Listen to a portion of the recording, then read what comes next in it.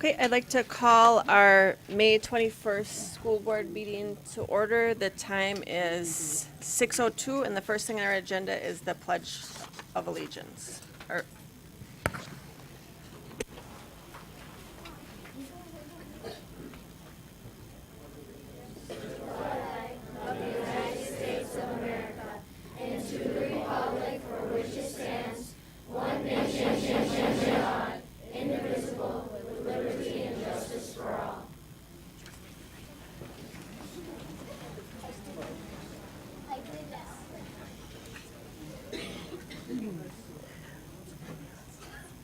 Okay, we need to approve the agenda. Can I get a motion and a second to approve the agenda?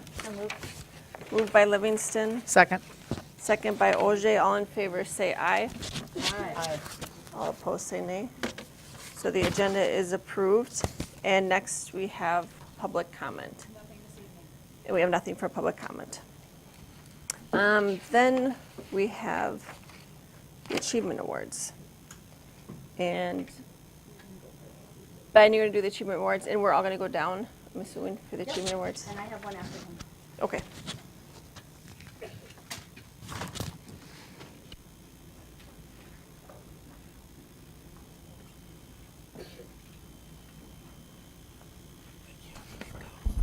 Yeah, I can do it this style. All right.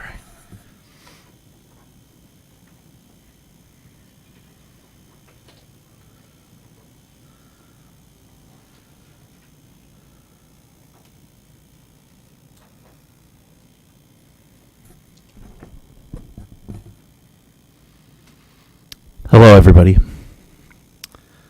The school board of the North St. Paul Maplewood Oakdale School District is proud of its students, citizens, and staff who demonstrate service above and beyond the call of duty. We are proud to recognize the following individuals. Tartan Robotics Mentors. The mentors of our first robotics program at Tartan High School, all volunteers, have demonstrated infinite patience while teaching a diverse group of students who have varying abilities. These mentors model how engineers think and act, encouraging the robotics team population to work together to creatively solve problems. These 9 volunteers represent 69 robotics competition seasons of experience with an average of 7.7 seasons per person.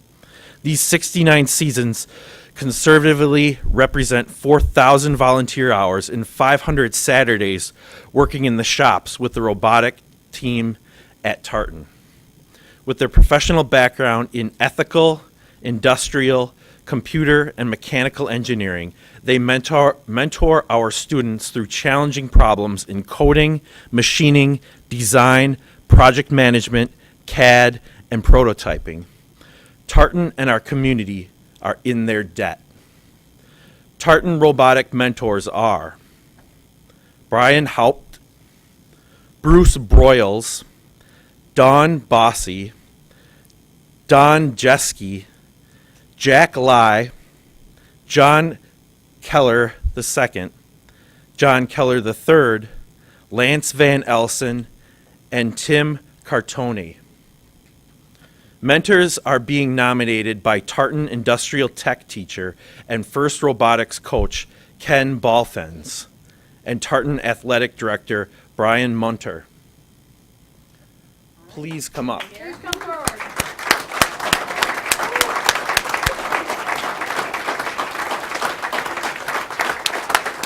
Go over here. Go over here. Go over here. Looking for Brian. Congratulations. Thank you. Bruce. Thank you.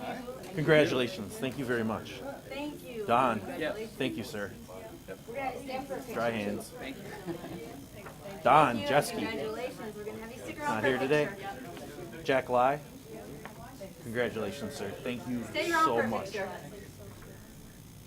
Sure. John Keller II. Thank you and congratulations. John Keller III.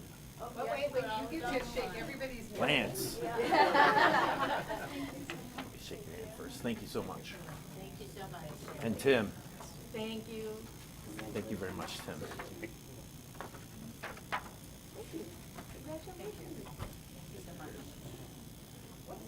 All right, shall we? Have you come back over in the We'll front have here? Yep. the award winners, the mentors come for a picture first, and then we want to see the robot. Yeah, absolutely.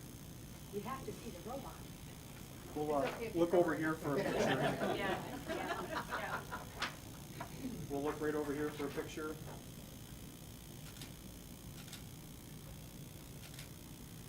All right.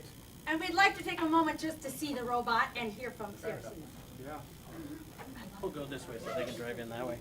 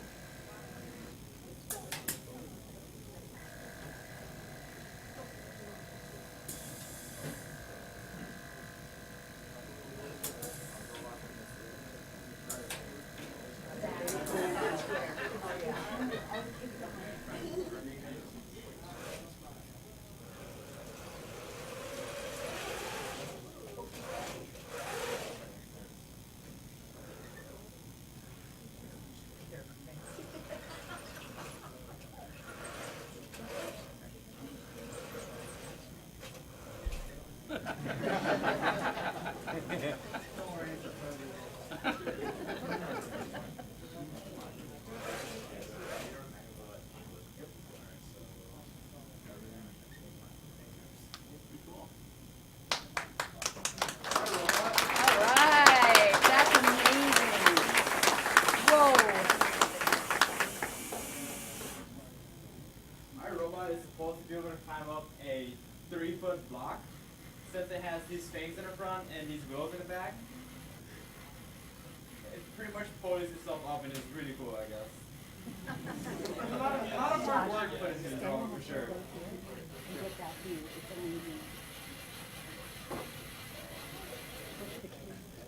It goes a lot faster, but for safety reasons, we're not going to make it go on. Hey guys, stay there for 1 second longer because it's such a good picture.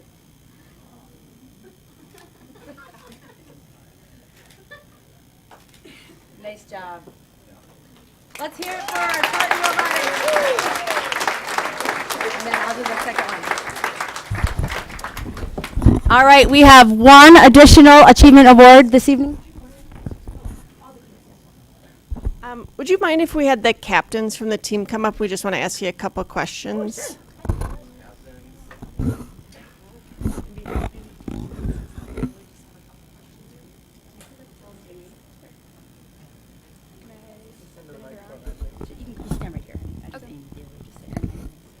Hi, my name is Reagan Kierzik. I'm a senior at Tartan High School, and I've been on the robotics team for 4 years.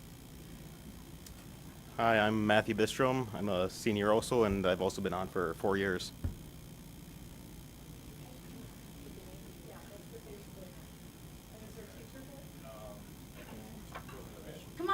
us your names. Got a lot of people. Don't be shy. So, my name is Ashton Schultz. I'm also a senior at Tartan High School. This is actually my first year being on the robotics team. I'm Albin Ditley. I'm a sophomore at Tartan, and this is my first year. My name is John Zhang. I'm a senior at Tartan, and this is my second year in robots. My name is Michael Klimek. I'm a senior at Tartan. It's my first year on robots. My name's Tyler Fulkers. I'm a sophomore at Tarn, and it's my second year. My name's Carson Nafla. I'm a sophomore at Tartan. This is my second year. My name is Luke Wilkie. I'm a freshman at Tartan, and this is my first year on the team. My name is Christopher Yang, and I'm a sophomore, and this is my first year on the team. My name is Selena Kuneman, and I'm a sophomore, and this is my first year on the team. My name is Austin Barlow, and I'm a freshman. This is my first year on the team. My name is Juliana Santiago Almazan, and I'm a sophomore, and this is my first year.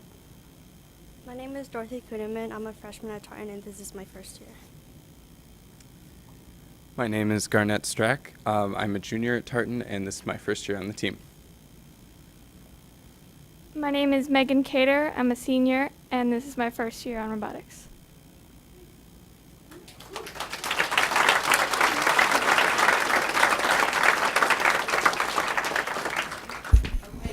We have time for one question, so just of the captain or every student?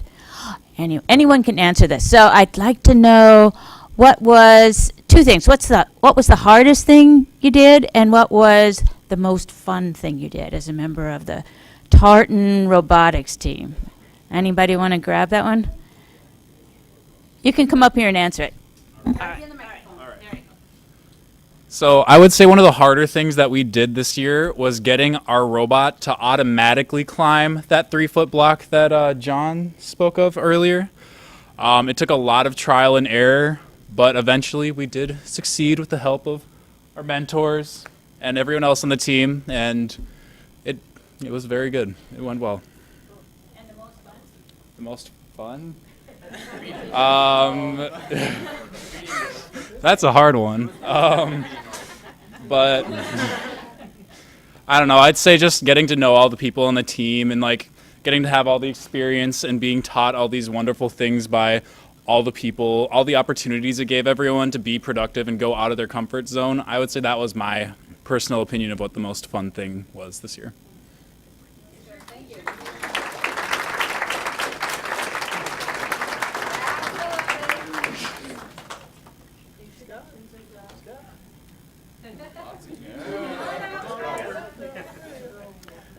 I'm Ken Ballfans. About 11 years doing this now. Okay.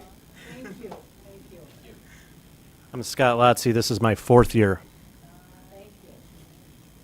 I'm Sue Grove. This is my first year with Titan Robotics. Thank you. Thank you. Let's have you guys go around the robot here. We'll get a picture quick.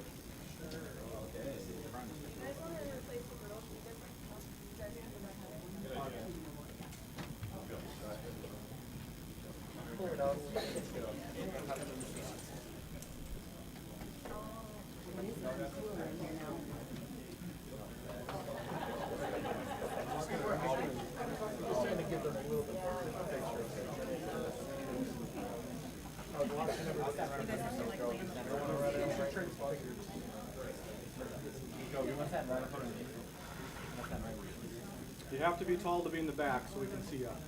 Okay, we'll look right here. You a couple here. All right. All right. Thank you, Tartan Group.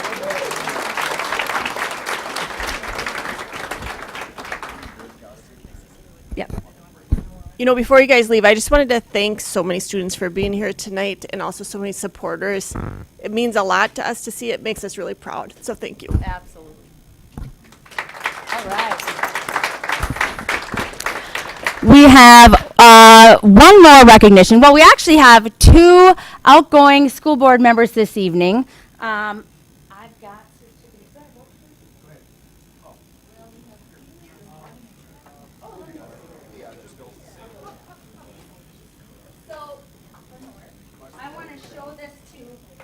our young students here. So, as you know, we have 2 students who are representatives on our school board, and this year both of our students are seniors, and they are going to be leaving us to go on to college. We have a representative from North High and a representative from Tartan, and our representative from North High can't be here this evening because she's running in a track meet, and that is Haley Peterson. And I want to take just a moment to show this to our young elementary students. When you are a representative on the school board, let me go into the microphone.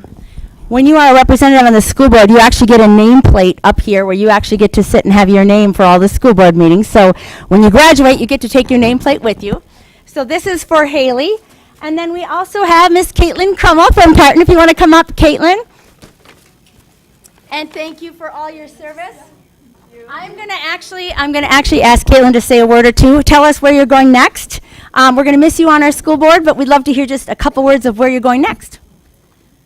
So I haven't decided what I'm going to major in. I think I'm planning on double majoring in legal studies and women's studies, and I'll be attending Hamlin University. Excellent. Let's hear it for our school board rep.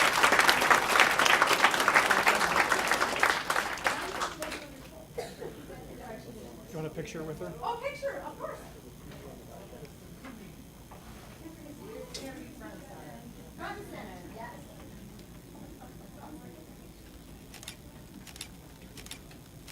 All right. Take it one for your mom, Caitlin.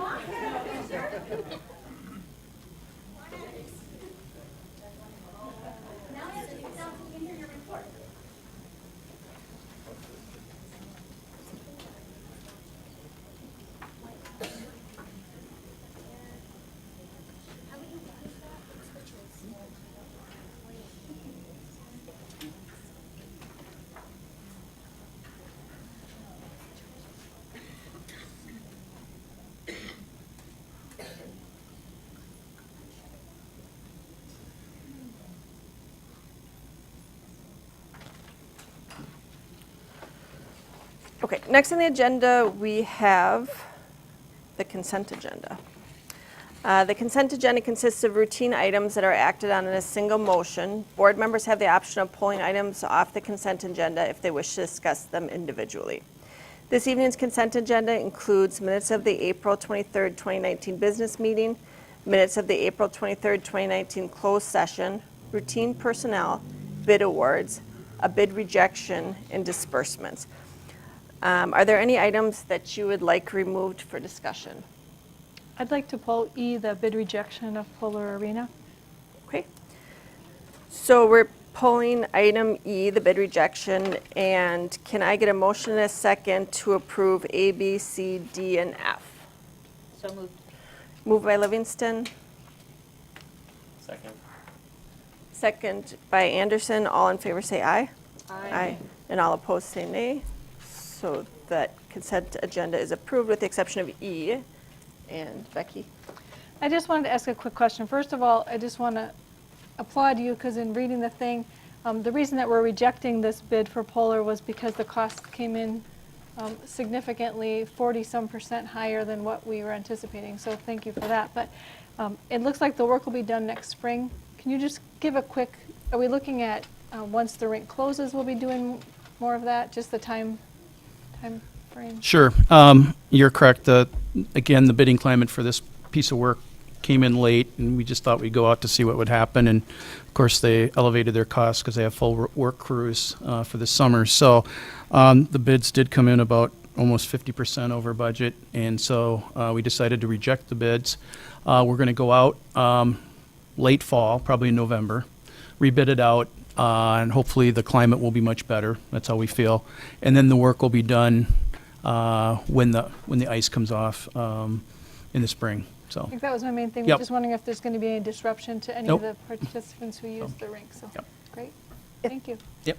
If I could just add a comment as well, that I really want to bring attention to the fact that this got rejected because something we've been having a lot of conversations with, and there's been a lot of issues in the news lately about construction projects and things going over budget. And so the fact that we're rejecting a bid because it was coming in higher than we expected is something we take really seriously, and we want to continue to do so. That's something that I do want to be really, I want to point out that we're really cautious about not overspending where we don't need to. And so if we have to take a little longer to get the project done, we will, because we want to make sure that we're very careful with taxpayer dollars.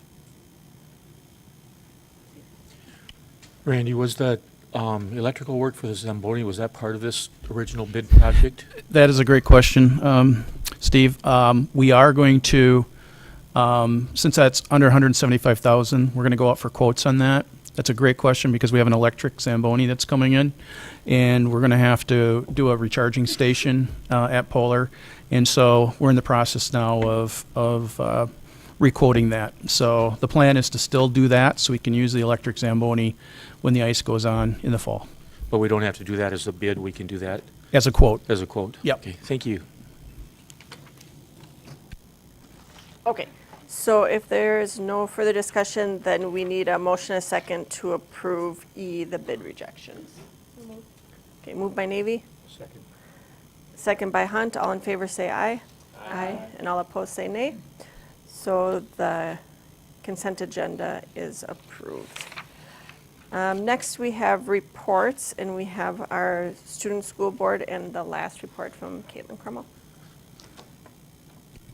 So from Tartan, avid seniors raised over $2.7 million in scholarships for their post-secondary careers. They also just had their end-of-the-year banquet where Shayla Morales was awarded with an additional $500 scholarship that all Tartan avid students were eligible for. Relay for Life was last weekend, and it was held indoors this year due to the weather. That said, it was an amazing event with a large turnout.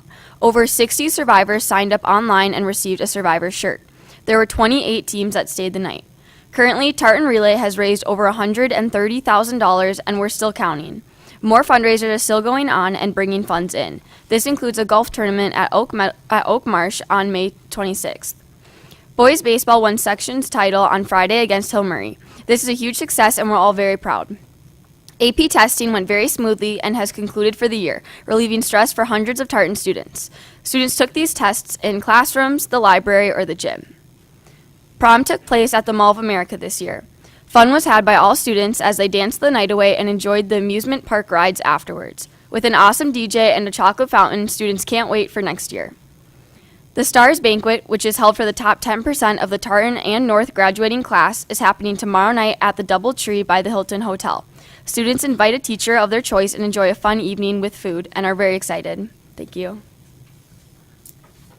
Thank you. And I think that, are you giving the report for Haley Pedersen? She's at a track meet. Yes. And then for North, as the end of the school year approaches, North High has had many exciting events. This week, many sports teams compete in their final games, competing for trips to state. The adaptive bowling team has finished up their season on a high note, finishing as back-to-back team champions at the state tournament. The softball team has won another conference title, and now is moving on as the number 2 seed in sections. Track and field has conferences this week, competing against all of the teams in the conference. We wish all of our spring sports luck and success in the upcoming final weeks. Noah Hurley and Mason Wold are both finalists for the Triple Threat Award from the Hennepin Theater Trust. The 2 seniors are 2 out of the 26 individuals chosen. To obtain this requires multiple auditions, and it is very competitive. They will compete on June 10th and 11th amongst other theater students. Junior Aisha Adeo won first place in the Congressional Art Competition, in which she won a trip to Washington, D.C. for her photographs. Sarah King placed second in the competition for her photograph as well. Congratulations to the both of these photographers. 10 students of varying grade levels went to Target Field in late April for the Advancing Sciences event, which was held by the American Heart Association. This is the second year that North has won first place, earning $5,000 for her school. North had an outstanding school year, academically, athletically, and in many other ways. We thank teachers, coaches, students, and staff for the 2019 school year and look forward to the next. Okay, thank you. Any questions or comments? One. Thanks again. We'll miss you. It's fun. Good choice. Okay. Next on the agenda, we have Superintendent Osorio and Laura Greenlee-Karp with the elementary student leadership. All right, Madam Chair, directors of the board, I'm very excited this evening to be sharing with you our first inaugural group of our Elementary Leadership Council. This is a very new project this year, and we had wonderful collaboration. The adults that helped to mentor all of our student groups span many different departments and organizations within our district. We've had a lot of support from school principals, and we have participation from all 9 schools. We have 4 student members from each of the 9 schools, 2 4th graders and 2 5th graders from each site. And I have to give an amazing thank you to Laura Greenlee-Karp because she has been our champion throughout this entire process. Let's hear it for Laura. Laura, by the way, is our youth program coordinator, and I'm going to turn it over to her to help us direct the flow of presentations you're going to hear from our young student leaders. Thank you very much. Very happy to be here. Very lucky to be able to introduce this lovely group of elementary student leaders. This is my counterpart, Carrie, who actually was the brainchild for this entire experience. Do you want to talk a little bit about why we are here? We are here on a wonderful night. We passed our bond. Hooray. I'm so excited. I can't even stop myself. Look at these kids. They're all here. They're quiet. They're listening. They're learning and watching from you. You are the leaders that they look up to. I know that every one of you on our school board has worked very hard to be where you are today. But we wanted to start out this evening with an activity that we did. These guys did it first, so hopefully you guys can do it too. But we started out one of our days. All the school board members. Everyone has take your banana, please. This is important. Do you guys remember this? Yeah. This was easy for them, so hopefully you can do it too. So one of the lessons we talk about in being good leaders is coming to a situation with intent, positive intent. You have to be having deliberate, clear, passionate goals, right, when you become a leader. And one of the ways we do this is through this banana exercise. And this was Laura's idea, so thank you for letting me steal this, Laura. But what we want to do is break these bananas, and we do this together. It's a bonding activity. It's a way to show that we're coming at this with clear intent and positive feelings in our hearts, right? And so you might be thinking to yourself, oh my God, are you kidding me? I'm going to have to break this banana in half. It's going to get mushy. I'm going to have banana all over my fingers. I'm going to look like a fool. Well, let's do it together because I believe in you, okay? And again, remember, you're the role models for these kids. They're hoping to be you someday. So on the count of 3, we're going to do this. Ready? You just have to really commit. That's Commit. Success. That's the word I was thinking. And hold it up so the kids can see. Hold it up, and you want it so that it's a smile up this way. Follow me, not the frown, the smile.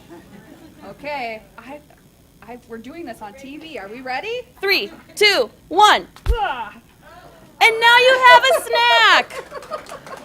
They all did it. They did it. Good job, everybody. Good job. All right, so like Carrie said, that's how we started off one of our activities. We actually have a wonderful video that does a great job of summarizing the majority of what we did, so we're going to let that hard work speak for itself.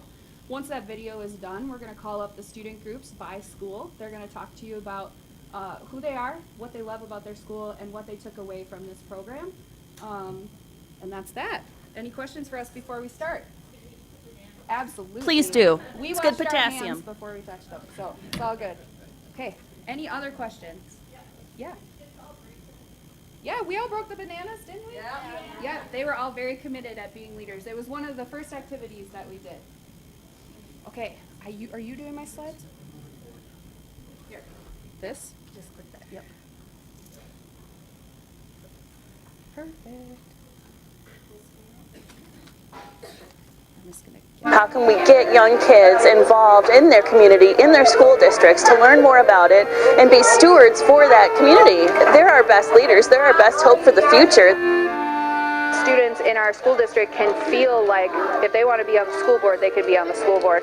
So that has kind of like tumbled into this idea of this elementary leadership committee where the kids really focus on rolling out that welcoming plan, creating 3 kind of takeaway tangible items. The first is a map of each individual school where students go through and highlight specific places that they feel like a new student should know. So like the nurse's office or the cafeteria.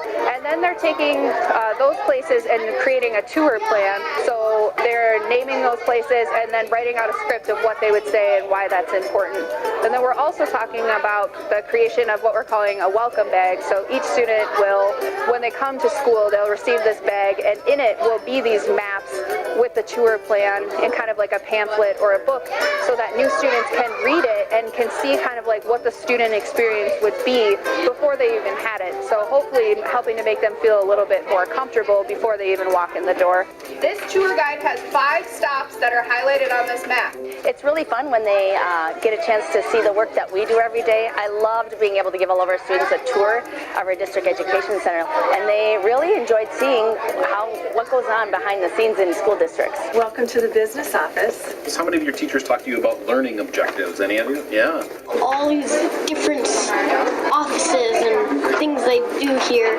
I'm the executive assistant for communications and technology innovation. I learned that today that all the internet goes into that big computer over there and it sends it to the other school so it can get internet. We wanted to follow the flow of students, what they picked up on, what they were drawn to, what they wanted to kind of dive into. So it's an evolution in our plan just because we built it that way so that we could follow our students' lead. What about this table?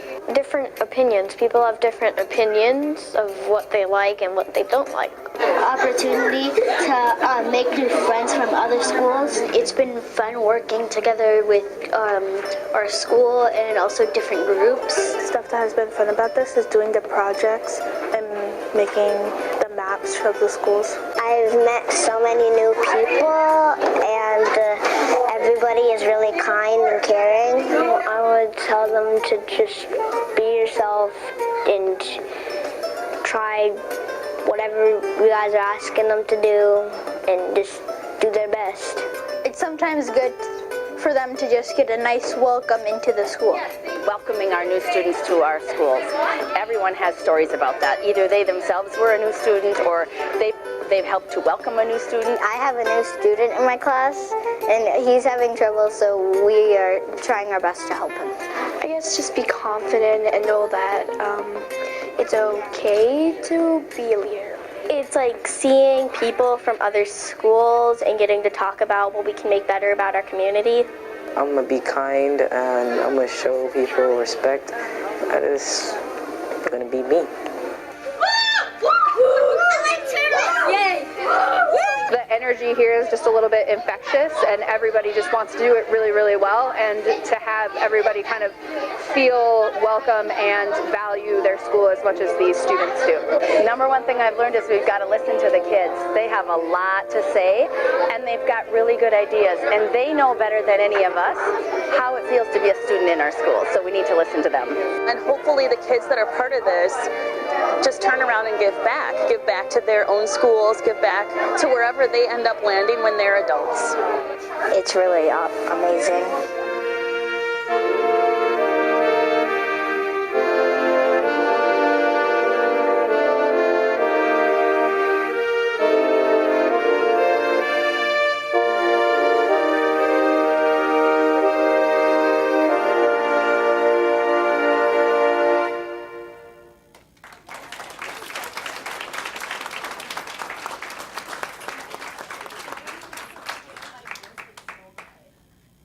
So now we're going to get started with our student presentation. Now we're going to get started with our student presentation. So if I could have Carver come up with their adult leader as well.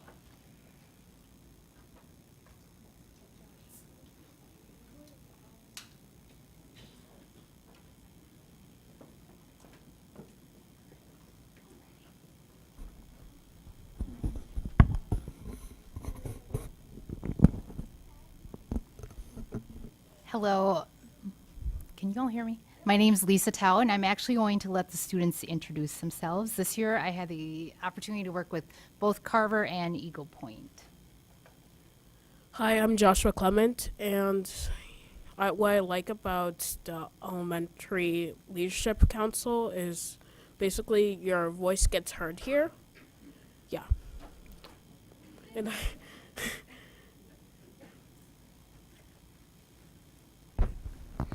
My name is Benjamin Zhang, and what I like about the leadership is that we get to help new kids feel that like they belong. My name is Ava Kerr, and what I like about this leadership is that we get to socialize and meet new people and get to learn how to help other people. Hello, my name is Savannah Moore, and what I learned from the leadership is that you can become a better person from everyone, and you can just invite everyone. what we like about our school is the iPads and the computers. What we also like about our school is our classroom teachers and staff. Another thing is we love our welcoming feeling and our nice students that welcome everybody. We also love our playground that we play on every single day, and we have a buddy bench for every new kid. And the Carver Cares. We even like the music video each year.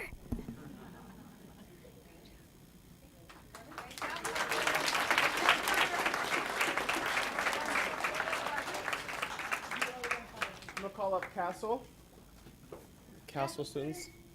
Squad.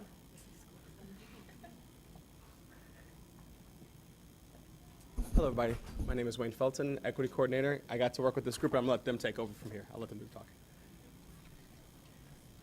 My name is Danielle Dominia, and one thing I like about the Leadership Summit is that it's very welcoming. My name is Ava Moore, and something I learned from this leadership is to always be confident in yourself. My name is Isabella Randall, and one thing I like about the leadership is that you get to meet new people. My name is Zach, and one thing I like about the leadership, everybody gets heard. I also like about the Leadership Summit is that it teaches us a lot of ways to be a leader.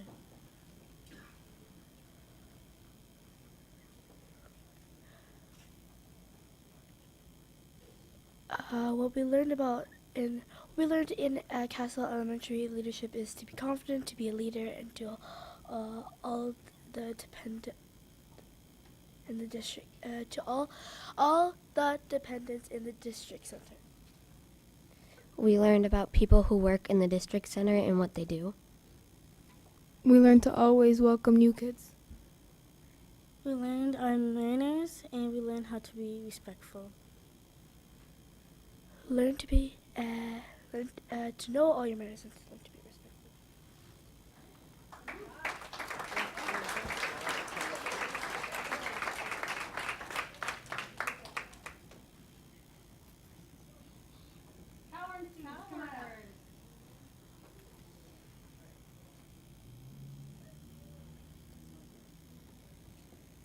Hello, I'm Jennifer Griggs-Andrus, and I had the honor of working with these Cowern students, and I'm going to let them introduce themselves as well.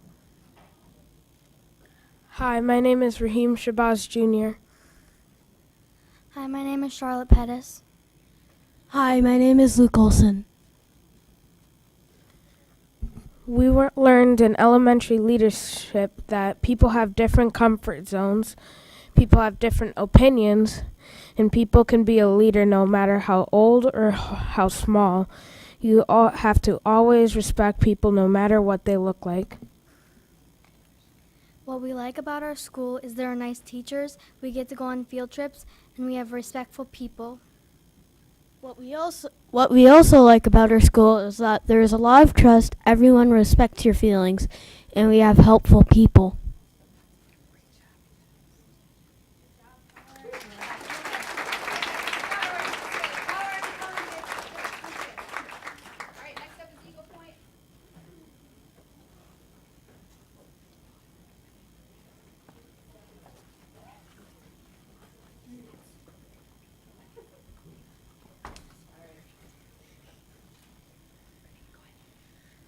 Hi, my name is Nathan Medved.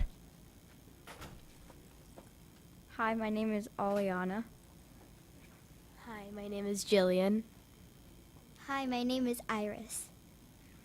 What we like at Eagle Point is that there are buddy benches. There are 0 voices in the halls and 0 tolerance for bullying and very nice people. We learn to be very welcoming to new kids at our school. We also learned how to be a strong leader at our school.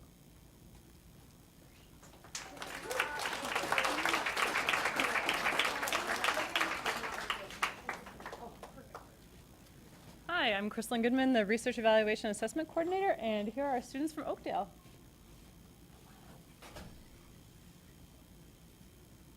Hi, I'm Sophia. Hi, I'm Jesse. Hi, I'm Corey. Hi, I'm Kashia Yang. What we like about Oakdale Elementary is that you make lots of friends and we have lots of events. There are different people, and there are kind staff. There's always a place where you fit in. There's usually no bullies and we still have fun but still learn. What we learned is there are different jobs people might have. How to welcome people into our school. To be confident in yourself. That people do different things differently and that's okay.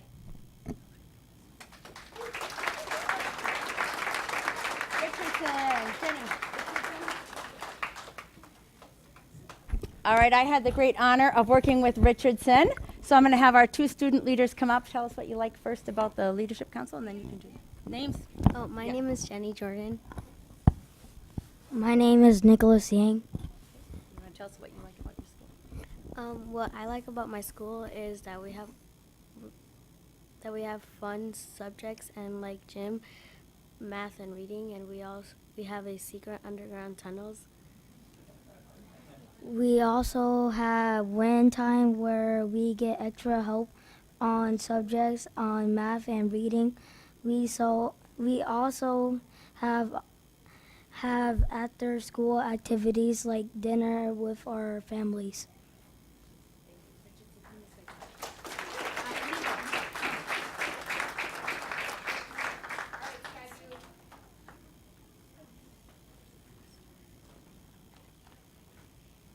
We're going to start by introducing ourselves. Again, my name is Laura.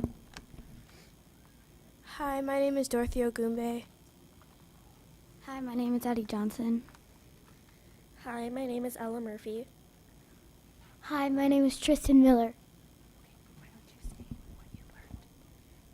What we learned is we learned how to be better leaders and how to welcome new students.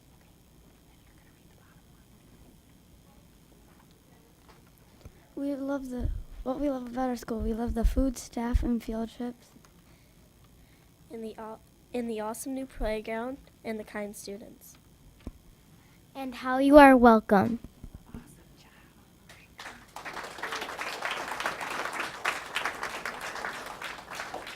All right, Weaver kids. Hi, I'm Josh, and I had the privilege of working with our Weaver leaders. I'm Addie. Hi, I'm Galsingi. Hi, I'm Lincoln. What we learned here is that welcoming new students is important. Being a new student is hard. The importance of being included. And that we should have fun. What we love about Weaver is the staff, The special events.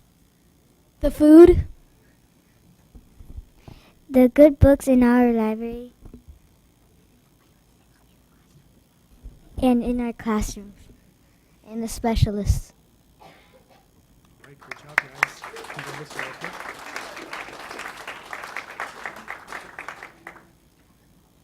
Unfortunately, none of our Webster students could join us tonight, so they wanted us to know that they learned how to welcome new students to their school.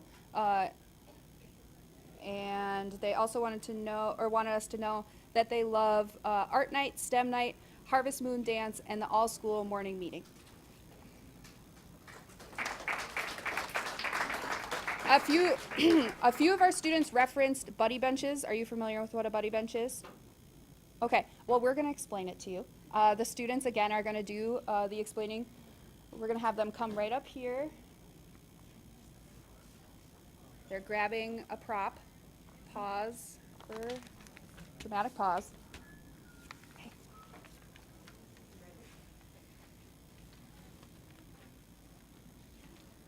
We want to thank Cummins for buying the buddy benches, putting them together, sanding them, and printing them. We can't wait to decorate them. If you don't know what a buddy bench is, it is a place that students in our school can go if they do not have a friend to play with. We want to make sure all students at our school feel welcome. Thank you, Cummins, for helping us to be a more welcoming school. This poster is a token of our appreciation.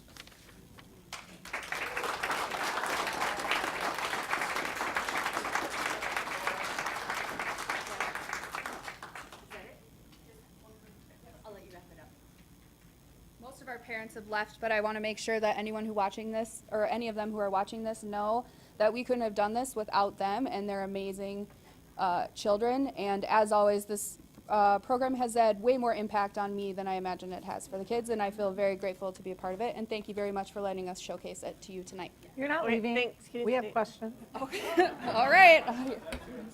Okay. Laura, it was a pleasure to see you up here again. And if I didn't know about the buddy benches, only because Christine shared it when we were at NSBA. And I'm telling you, it's a heartwarming thing. I can't imagine what impact it's going to have on children at this age and how they can carry it forth. I anticipate that as we do our remodelings for our schools, this thought comes across and it's everywhere, so it's known. So I thank you for that. But I'm just curious, how are the students selected for this? Do they apply? So the first time around, we really wanted to target students who don't necessarily have the opportunity to be leaders on a regular basis. So we were looking for students who maybe fall in the middle. They aren't necessarily our top of the top, and they aren't getting interventions. We wanted the kids who could really benefit from a positive push into greatness, into leadership. And so we worked with the principals and administration to find kids who kind of fit that product or those stipulations. Yeah. Yep. Anybody else? Ben? Thank you. Is this an annual program? Yes. Congratulations. That's great news. Thanks. Any other questions I can answer? Okay, thanks so much. Yeah, It was thank great. you very much.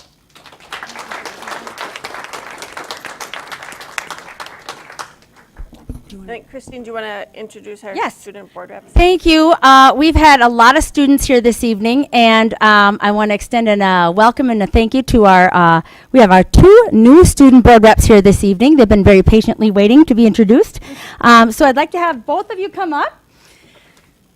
From Tartan, we have 10th grader Evan Saunders Pierce that will be on our school board next year. And from North, we have 10th grader Manny Alvarez joining us. So I'm going to let each of you just say a quick hello. And you'll be joining all of this fun officially next fall when you join us for school. So who would like to go first? Manny? Okay. Say a quick hello. Hi, guys.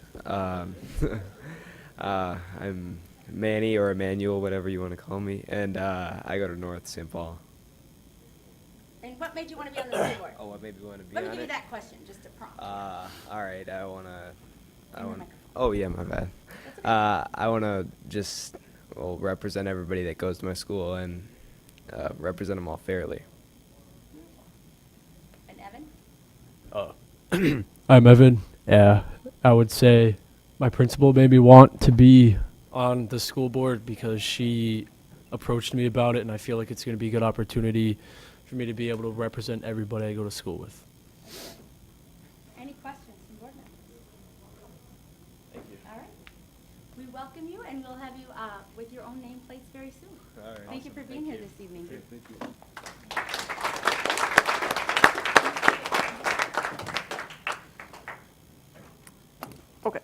So next on our agenda, we have the Assistant Superintendent, Lisa, with a report. Yes. Good evening, Chair Yenner, Board Member, Superintendent Osorio, and Cabinet. North High math teacher Tom Waffler recently took a team of 10 North students to a STEM event and won for the second year in a row. This evening, Tom, along with 5 of the students, will share a STEM highlights presentation with the board.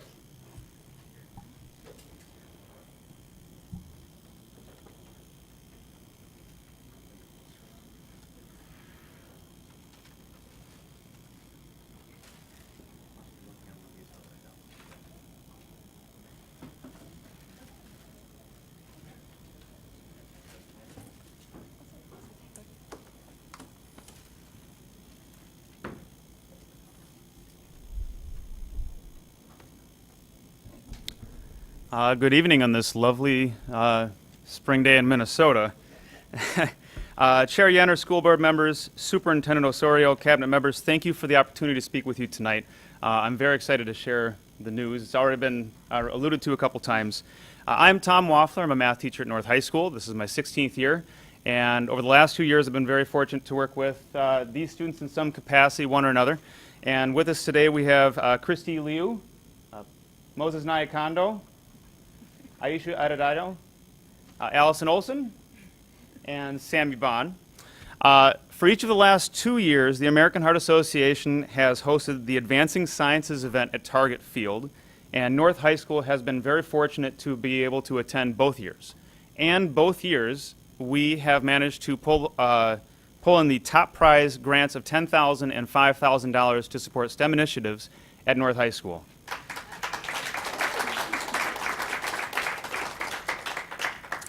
The students alongside me are going to be the ones to brag about how amazing the event was. They're going to talk to you about how transformative the money has been for North High students, as well as the experiences that they were able to take in at Target Field. So we will start with Christy. Absolutely. Hello. Both years at the Advancing Science event, the day has been broken up into 2 parts. The first part consists of different breakout sessions hosted by companies from around the metro. And these were companies like Medtronic, Boston Scientific, 3M, and Abbott. And they all provided different experiments for us to do. So one of them was like doing an ear extraction, working with a catheter, practicing CPR, and learning how to make a pacemaker. Another part of this was also having different business professionals from around the metro also provide a time where there was speed mentoring, and any of the students could go up to them and ask them about their profession and any questions they had about their future in general. And then the second part of the competition was where the schools kind of set up a representation like what we have here, and basically present to all the business professionals walking around and saying how STEM was integrated into our schools and what we would do with the money if we had won it. And Moses here is going to talk a little bit about the experiences that we had after that. To help promote this Advancing Sciences event even more, the American Heart Association invited me and Christy over to Care 11, where we had a news segment where we explained as to what we're doing at North High with the STEM money, and to help promote this Advancing Science event even more. At the actual 2019 Advancing Science event, we also went out, and me and Christy had a speaking piece where we talked about what we're doing at North, and also we talked to the donors there to ask them to donate more money and to advocate for this event that much more. Then next week, the American Heart Association is coming out to North High, where they'll be shooting a promo video for about 4 hours there, and then that promo video will go to other high schools, other businesses to help promote this event even more and get more people into STEM and to promote this Advancing Sciences event. Hi. So far we've used about $5,000 of the $10,000 we won last year. So now we're back up to $10,000 to spend in the next few years. We've done a few things with the money.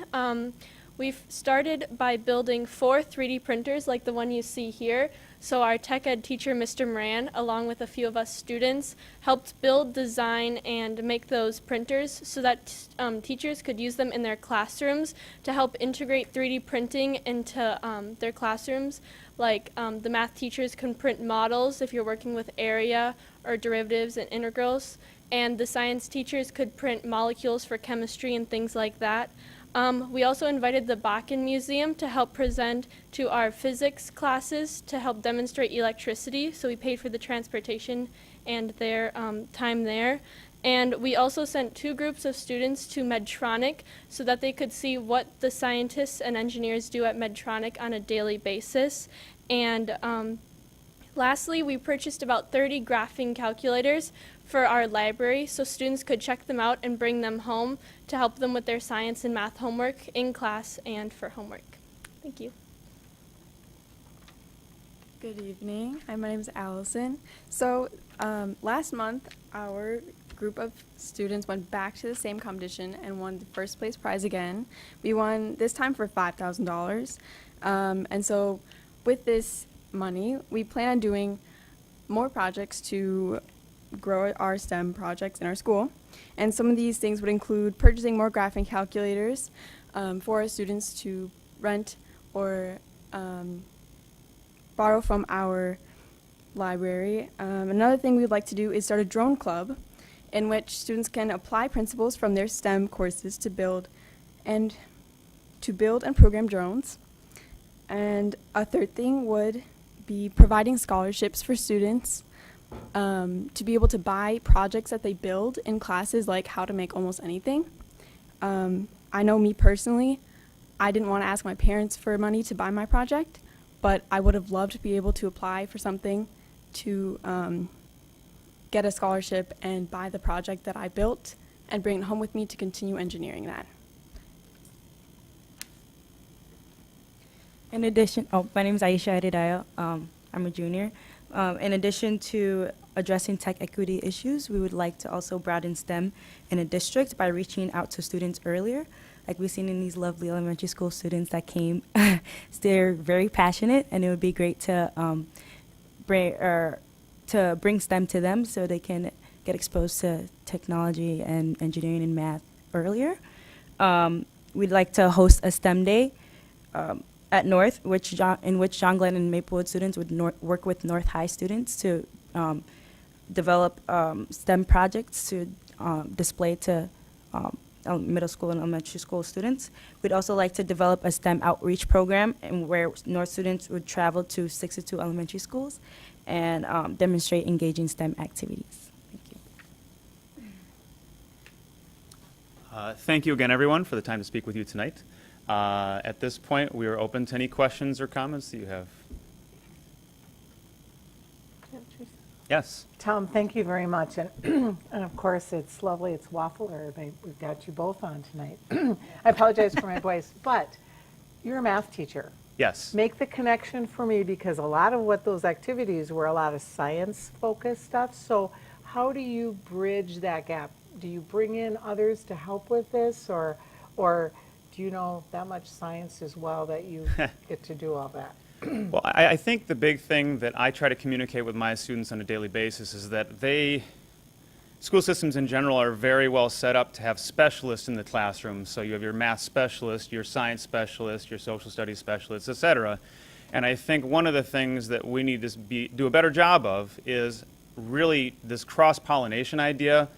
Sammy talked a little bit about the 3D printers and bringing those into the classroom and talking about how the tech ed component really just supports the math classroom or the science classroom, and bringing in topics that revolve around physics. I know in my calculus, I think 80% of the group behind me I will have either had in calculus or I will have soon, and a big part of our curriculum is focused on velocity and motion, and that is the backbone of the physics courses we offer. And so I think as we continue this conversation regarding pathways, I think we'll find more opportunities to have those interdisciplinary conversations that'll make that easier to do.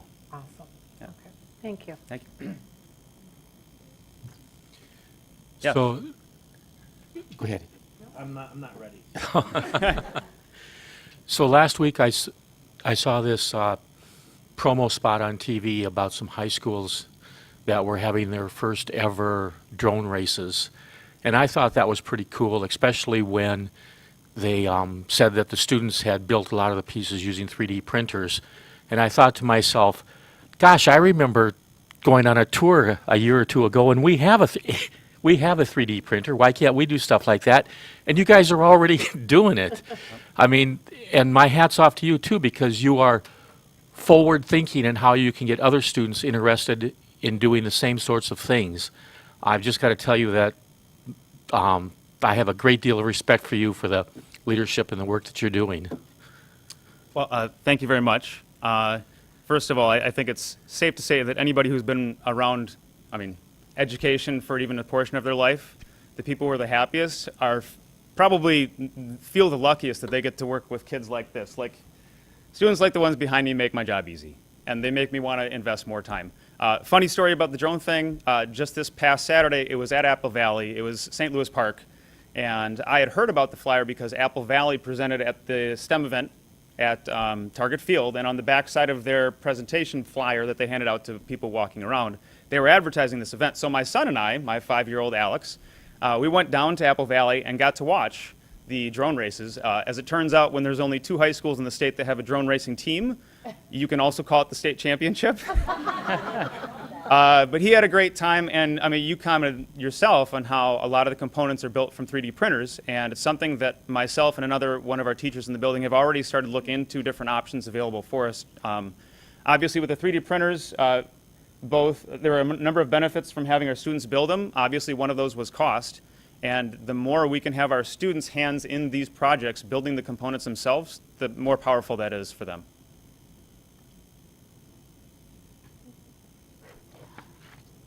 So Tom, when you were in high school, these students' age, did you have any idea you wanted to be a math teacher? And was there anyone that inspired you? In hindsight, yes. But in the moment, education was not on my radar. I took all those career projection or trajectory type tests, and everything was accountant, it was actuary. I went to St. Olaf with the intent of being an actuary. Like many other college attendees, my major shifted here and there, and I had actually just dropped my econ major. A friend of mine said, "You should consider teaching," as I was helping her with calculus, and I had an extra slot in my schedule. So I signed up. I was working with some 4th grade students, and I was hooked. I had no idea. And when I look back, some of the teachers that I had in high school, as a math teacher, it's easy to point at the math teachers as being my favorite, but instrumental for where I am today, and I would say even those who've had me in class, if they were to see videos of my old math teachers, they'd say, wait a second, he got that from that teacher 20-some years ago. You pick up some of those quirks that your inspiring teachers had before you. Cool. Thank you for the inspiration, and obviously these students, I love the confidence, I love the creativity. So, good for you. Thanks. Thank you. I just wanted to thank you students for making the most out of this opportunity. I'm also very impressed with how you carry yourselves. I think you are fantastic ambassadors for North St. Paul High School and for our whole school district. And I just really respect that a lot. Thank you for being leaders and for inspiring the next generation of kids that are in elementary school and middle school now. Okay, thanks very much, you guys. Can I jump into? Oh, yeah, go ahead, Ben. That lab is.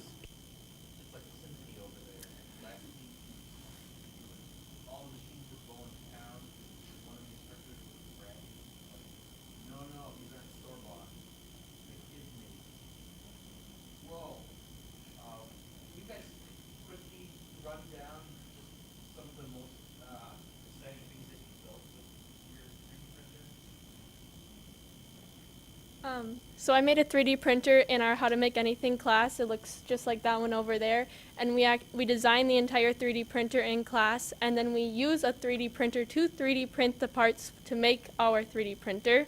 So that's how I made my printer.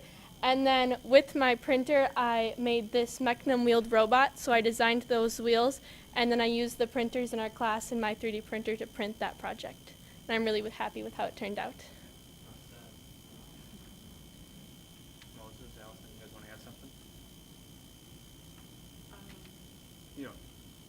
I was in the same classes that she took, so I was essentially able to do the same things, build a 3D printer and use another 3D printer to build more projects, so it's like a car like that. The one I built didn't have Mechnum wheels, it had a tread, so it was like a track. Yeah, I think that was pretty cool, something that I got to do with printers. One thing I'd like to say is like North is really good at enabling students with the ability to design whatever they want. So the class that they're talking about is how to make almost anything. That's a 4-year class. And one thing that I could say, like in my own experiences, and I remember in a class we had was physics. And one of the projects was a mousetrap powered car. And for my car, I've also went through the classes too. I've also built my own 3D printer. For that class, what I did is I designed my own mousetrap powered car. It looked far different than the other students because I had designed myself and I had 3D printed myself. But because of that, I was able to test it in advance, and my car won first prize. So I think this is super amazing.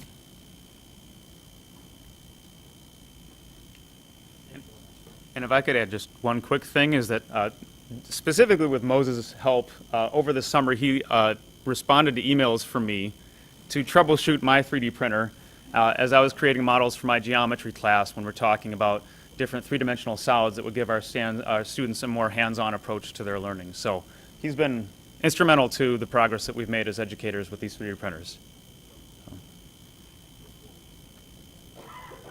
Okay, thanks again. Thanks for coming and telling us about this, you guys. It's great. Thank you. Would anyone like another 3D printed? Oh, is that what they? Yeah, pink one. Thank you.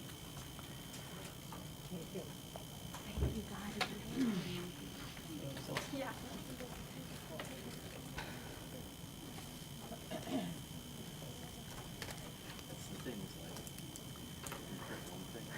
Okay, next on the agenda is Superintendent Osorio with facilities.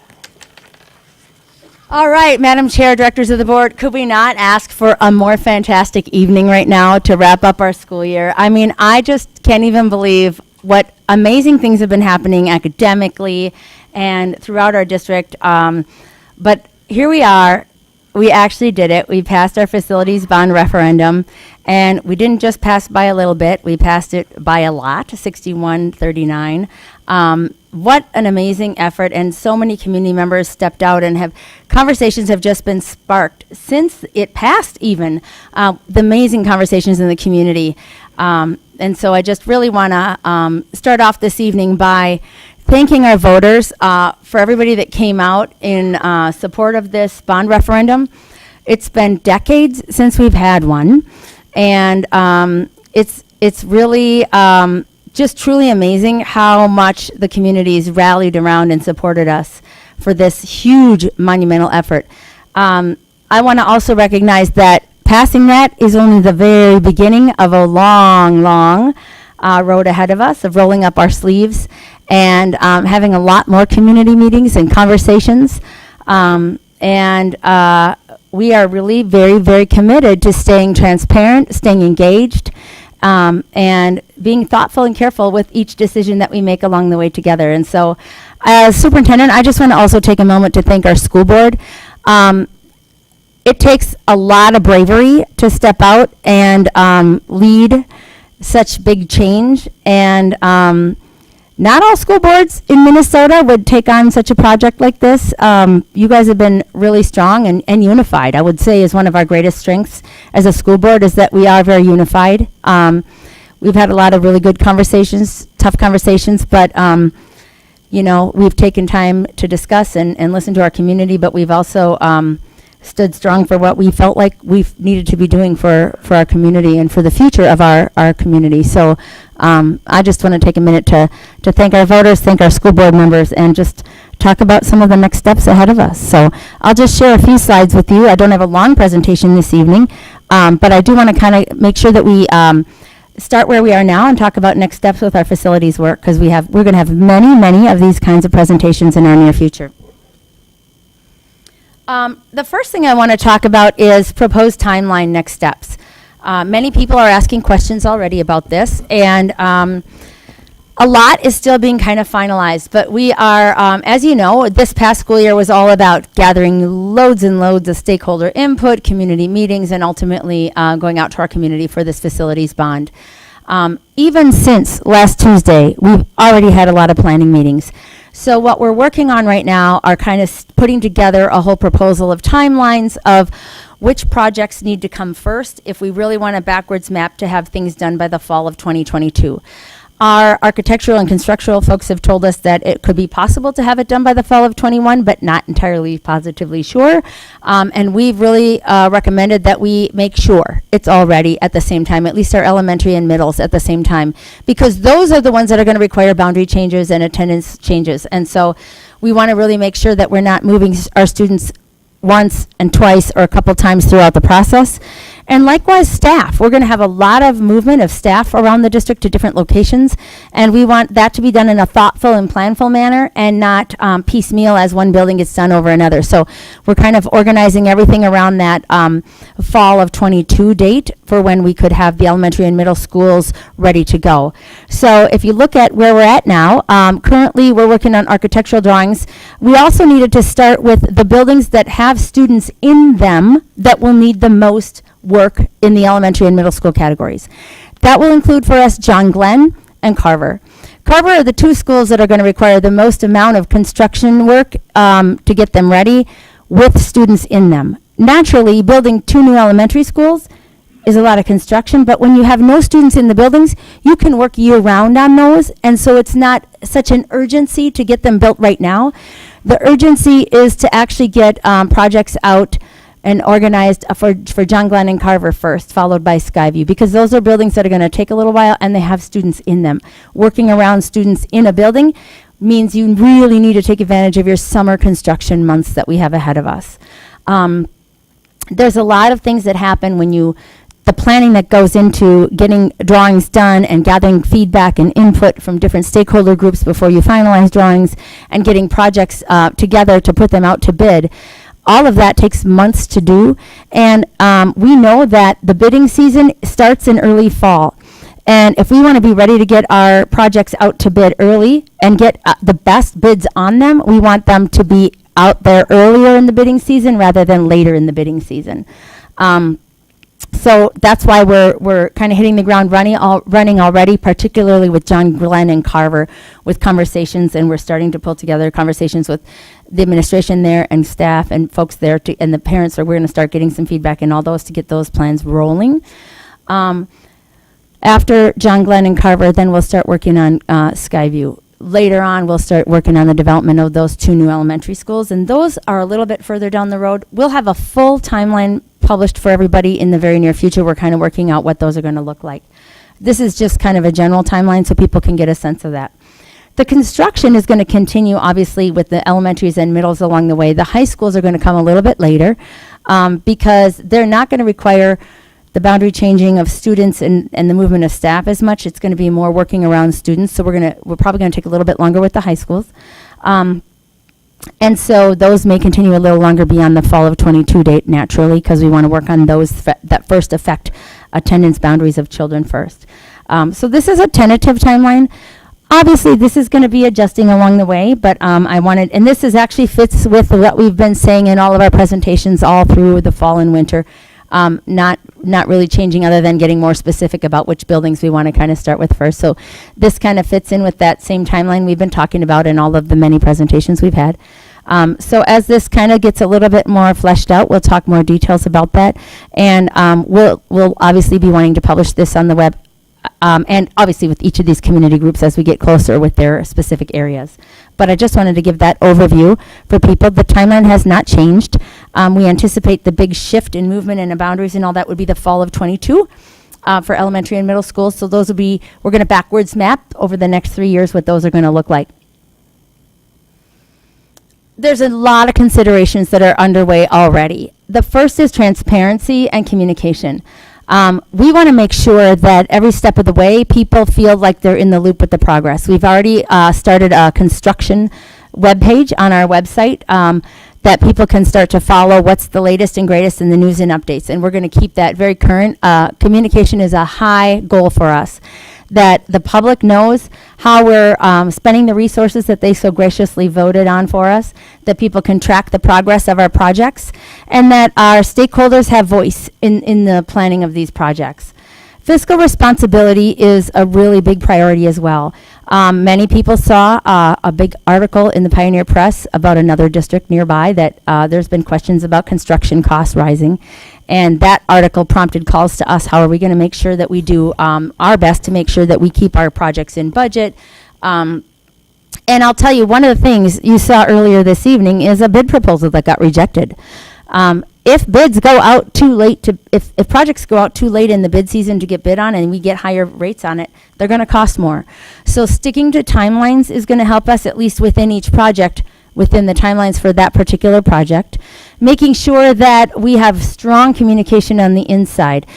We've had a lot of lessons learned from our principals that have gone through the Castle and Richardson projects already.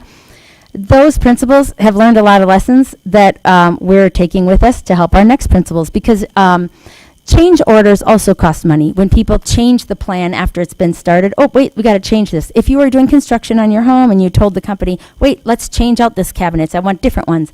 All of those add a little cost to the project. So we want to try to have really clear, strong planning and lots of input from all the stakeholders we need involved early on, so we can minimize change orders. We want to try to make sure that every project is planned on a timeline that's reasonable and doable, so that we are not sending projects out to bid very late in bid seasons in each of the seasons that we do send projects out to bid, so that we can make sure that we can maximize the best opportunity for the most bids, so we can get the best companies out there to bid on the projects, the construction. And then we want to just be very careful that we're checking what we're doing and where we're spending money. If projects come in over budget, we need to have conversations about that, and we need to be careful that we have built-in contingency funds. We don't want to find a project goes over budget and then we didn't plan for something. So being really mindful about all the lessons learned from people around us who've done big projects like these. So we're putting together a whole table of resources for how we're going to be managing project costs and transparency. The next thing we have to think about is support for staff. I have already had several staff meetings since last Tuesday with our buildings that are proposed to be closed in our new facilities plans. We've, as you know, had wonderful, amazing support, even from the school sites that are proposed to be closed. And when that referendum passed, people went, oh my, this is really happening. And so we're spending a lot of time. I've been back out talking to staff every day to talk about, okay, let's talk about where we're at. Let's review the process we're going to go through. And just making sure people feel heard. Lots of folks have questions, concerns about how the buildings are going to be designed. Are we going to get input? And I've been doing a lot of meetings with staff about they want to know what's going to happen in terms of who's going to have rights to which buildings and all that. We have 3 years, of course. Right now, all of those staffing arrangements are going to be managed by the current bargaining contracts that each bargaining group has a contract that manages those kinds of decisions. And there's open conversations that can be had within each of our bargaining groups. If we need to develop some MOUs, memorandums of understanding, specific to the moves, we can do that. We have time. We've got several years ahead of us. So having conversations like that. Support for families who will be changing buildings. In our elementary schools, your current incoming second grade class is going to be the last class that actually gets to graduate out of elementary school from that elementary school. Your incoming first graders and younger are going to be the kids affected by some of the changes. And so already having conversations about how do we talk to families about that potential coming up. We've already, as you know, I already meet with the lead representatives from each of our PTO, parent groups, parent PTAs, PTOs, and PTGs. I already meet with those folks several times a year with a representative from each of those groups. And that group is already talking about how are we going to help make sure that we early on start planning for bridging welcoming environments for families and students who transition between buildings. You heard about our elementary leadership kiddos. Their whole work this year was about how do we welcome new students into our schools. Very apropos for how we move into how do we welcome lots of new students into our schools in a changing environment. And the more we can foster those conversations on a young student level, on a parent level, on a staff level, to make sure everything goes very smoothly. So there are meetings and conversations already happening in this way. staff and community input during planning. We've had a lot of conversations, and I will tell you this, every call we get, a concern about a tree, a concern about this, we go out and meet with folks. Tell us about what you're thinking. We have really been looking for places where we need to be mindful. We have a tree planted outside of Oakdale Elementary, for example, that was planted in memory of a student who passed away in 2013. There's a plaque and a little garden. We're already looking at how do we save that tree and make sure that tree gets memorialized in whatever becomes that new green space there where Oakdale currently sits. So we're really reaching out to all of our school communities to make sure we're aware of all those places we need to be aware of and places where people can share stories that they want us to know about. Which leads me into my next point of that history and legacy idea. The Citizens for 622 group, the community group, has already been chatting about some ways that that group might be able to take on a leadership role in terms of helping us to, develop more of this concept of how do we try to build more of a, we first talked about a museum or a 622 museum or a place where we can kind of store history. And then we started brainstorming, well, maybe it could be a virtual museum or a web page. There's a lot of things over the years, and as superintendent, I've had the opportunity to see them come across my desk. Like that artifact that came along from when Carver was a one-room schoolhouse, the story about when Prince played in the cafeteria at Tartan High before he was Prince, right, back in the early 70s, and shut down the lunchroom. There's really cool stories in 622. We have amazing alumni. But we also want to honor the building histories, right? So I've heard lots of stories about when Beaver Lake was still in elementary school, when Gladstone was still in elementary school. And as we look to actually close schools or change and repurpose some buildings and actually bulldoze other buildings, how do we store and save the legacy of those places? And so the next 3 years, there's a growing energy around how do we build maybe a virtual 622 museum. Part can be dedicated to facilities, part can be to stories, the living history of our district, and part of it can be an alumni link. Like, how do we reach and connect with our alumni, keep our alumni connected back in, but then they might want to also be contributing to some of the developing and sharing of stories. So it might be a good way to put some of the energy as we kind of work towards the transition away from some of our other buildings. And the change is going to be huge. So not only will it help us build a stronger connection, we believe, to our alumni folks and our outreach to our broader community, but it also might give us a little place for some cathartic energy, place to put some of that cathartic energy that we need to kind of get out over the grieving process of losing some of the spaces we've had or changing some of the spaces that we currently have. So lots of ideas and considerations are already underway.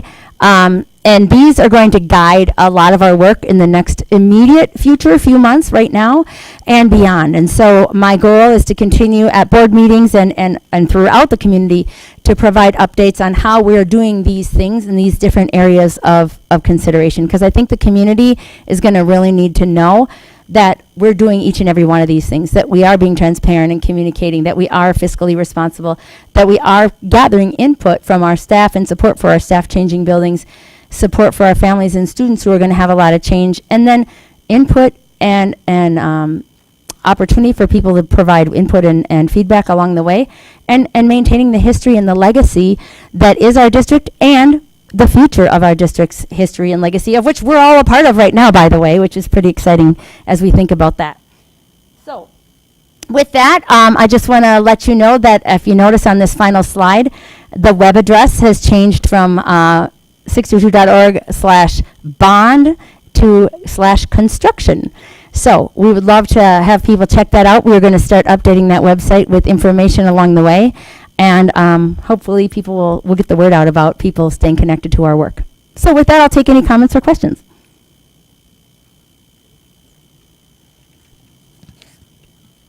Well, I think we can solve a lot of the construction costs by just building a super, super huge 3D printer. Exactly, and have our kids run it. We've got the kids right there that they could all build part of it. Exactly. We could have this huge thing and just start printing our buildings. Absolutely. Print the chairs, print. Right. But seriously, I think that in the considerations too, I think that one of the things that's going to need more and more attention as we go through this and kind of learning from experience is how do we support those students in those buildings during construction. Like I live pretty close to Richardson, and so walking around the neighborhood in the evenings and stuff. And I'm thinking, I listen to that pounding in the morning before I leave for work. They're still pounding in the afternoon when I get home from work. And I'm thinking of how hard it must be for those kids to be in those learning environments with all that noise and construction and stuff. So I think that they also we should spend some time making sure that the parents know that the kids are getting that support, but that maybe we also have some, in our professional learning community, some intervention skills and things to help. And they do try to take some of the really heavy pounding and put it early and late when kids are not there. So that's probably why you're hearing it, but yes, there's still noise. Christine, I just feel I'd be remiss if I didn't say thank you to you and your team for what you did throughout this entire campaign. I don't feel we would have necessarily had the same outcome without your leadership, so I feel I need to say that. I want to say that. Thank you. But two quick questions. One is, as a board, I think it would be really advantageous if we could have facilities just be a snapshot at every meeting we have. Absolutely. Just going forward. I think it should just be a standing placeholder, regardless of what it is. Not necessarily board meetings, but even study sessions or Always, something. yep. But the one thing I really appreciated about the castle tour today that we were given is that as I was walking around, I thought to myself, I'm probably not the only one that would really like to have that tour. So I think, I know that there'll probably be some unveiling and for the two buildings. But a couple of things that the other Troy Miller shared were really, really cool things that I thought would be best served by having somehow talking points about, like the castle construction. I mean, he talked about how they did a study on light and how we've got these oversized lights or not lights, but windows. And the ventilation's going to be different. And I mean, that stuff would resonate with just, a number of our citizens. And I just thought that maybe even if we used our Facebook page or just ideas, like Josh, that's all your category. Well, and even that whole website that we're talking about, where people can see the why and the virtual walkthrough tours. If people can't get over there for a tour, they can actually do the virtual walkthrough. Absolutely. Because I can tell you that, everybody in that area has been inquiring about the school. Yes, the neighbors will get absolutely. The neighbors are all getting a tour. I think they're fascinated because it's so physically different. And they know, well, what's going, my God, they were cranes. They were bigger than the building, and they were there. And, so I just think it's something we shouldn't lose. We may get tired of the topic, but we have to remember, I don't think others will. Oh, absolutely. Yep.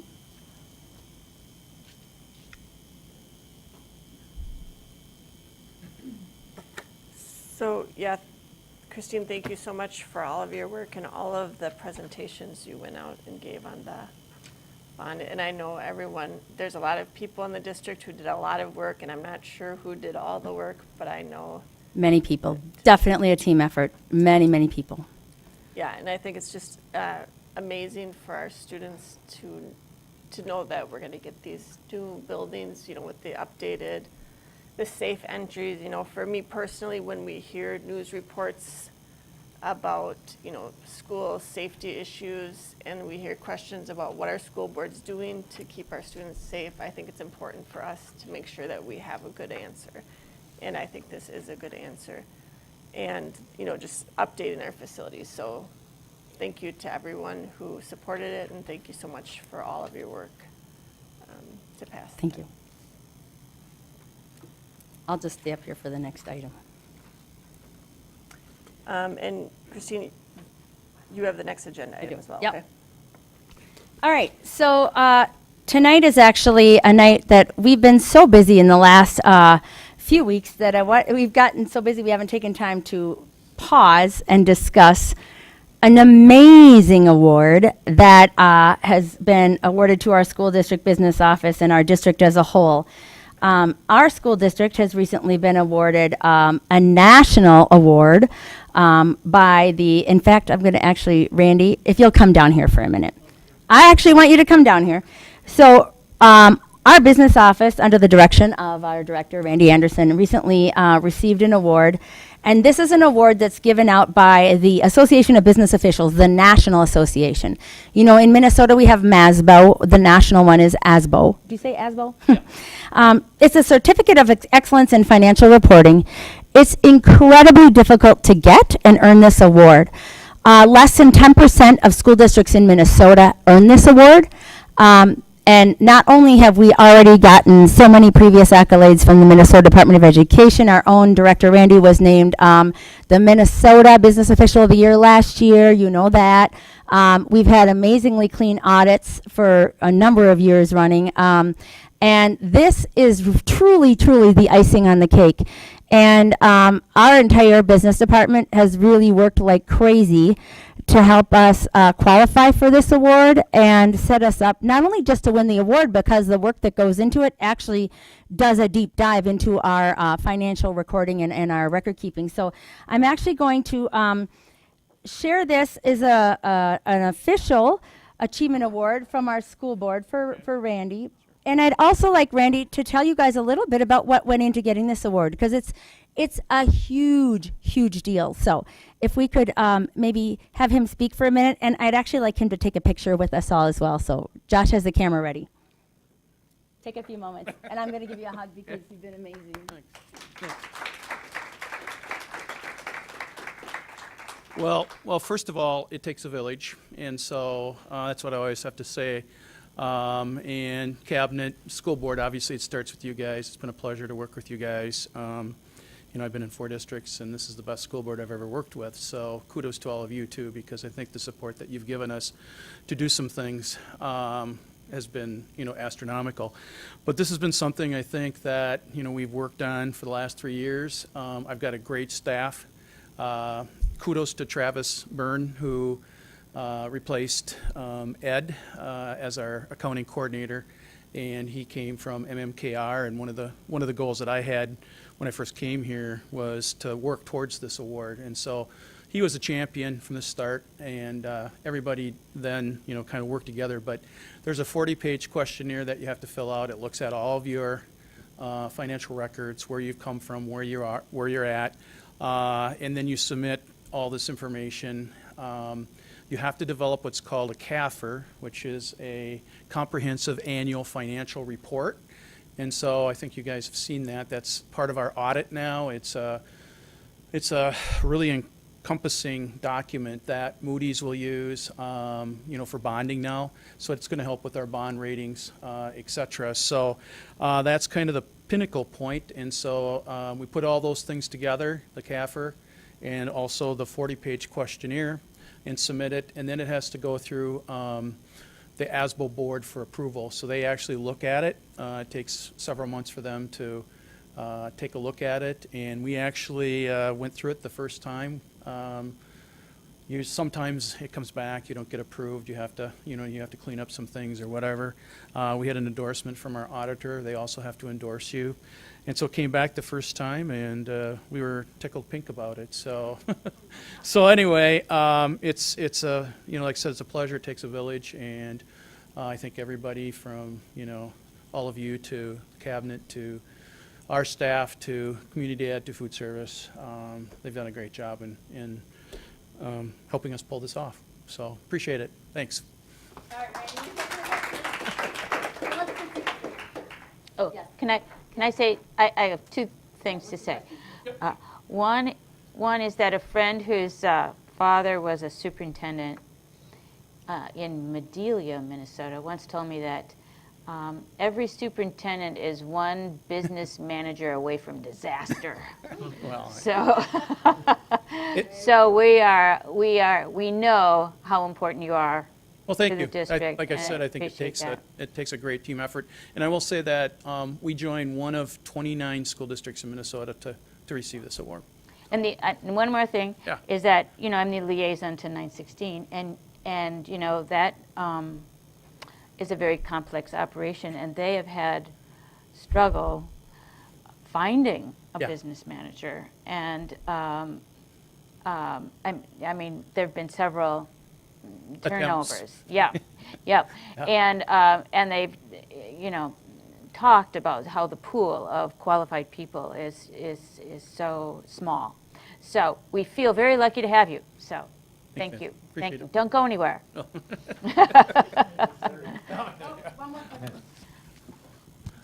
I just want to say, Randy, that the work that goes into the award is reflected in the fact that thousands of people just voted their confidence in the fiscal management of our school district in order to trust us with $270 million to preserve the futures of their children. So thank you and your staff very, very much. And we thank the voters very much too, because this is an exciting time period for our school district, our students, and our staff.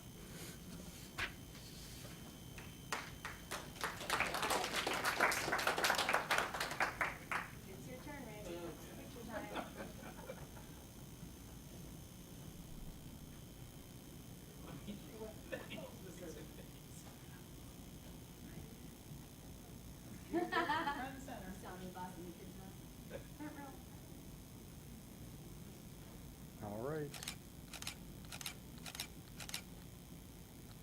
That's good. Thank you.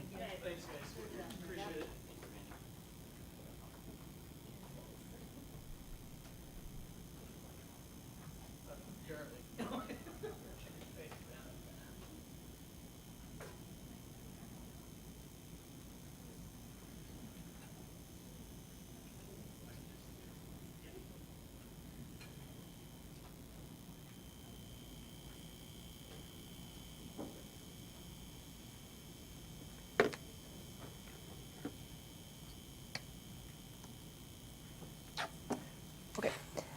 Next on our agenda, we have our action items. So first from the business office, acknowledgement of contributions, and Teresa. Thank you. Minnesota Statute 123B.02 permits school boards to, quote, receive for the benefit of the district, bequest, donations, or gifts for any proper purchase, and apply the same to the purchase designated. In that behalf, the board may act as a trustee of any trust created for the benefit of the district and for the benefit of pupils thereof, end quote. Therefore, the business director recommends the following resolution. Be it resolved by the School Board of Independent School District 622 that the school board accept with appreciation the following contributions and permit their use as designated by the donors. Michael Testa, $50 for Meals on Wheels. Charles Bernardi from Bernardi Solutions LLC, school supplies for students and staff at Tartan High School. Max Joyner, Nova Idea Pad 330 for North Band Senior. Cub Foods in Maplewood, a gift card for the Community Excel Awards. Pizza Ranch, 15 pizzas for the Community Excel Awards. We've had 3 donations for the Weaver Leader in Me Leadership Day. And that would be Maplewood Bakery, donuts and cookies, Papa John's Pizza, pizza cards, and Quick Trip, donuts, coffee, water, and apples. We've had several donations, the rest of the list, for Harmony Staff Appreciation Week, and they consist of Perkins Restaurant muffins, Burger King coupons, Buffalo Wild Wings free wing party, Cub Foods a gift card, McDonald's sandwiches, Caribou Coffee, Target 5 gift cards, Royal Nutrition 75 smoothies or tea, Hy-Vee 4 gift cards, and Starbucks containers of coffee.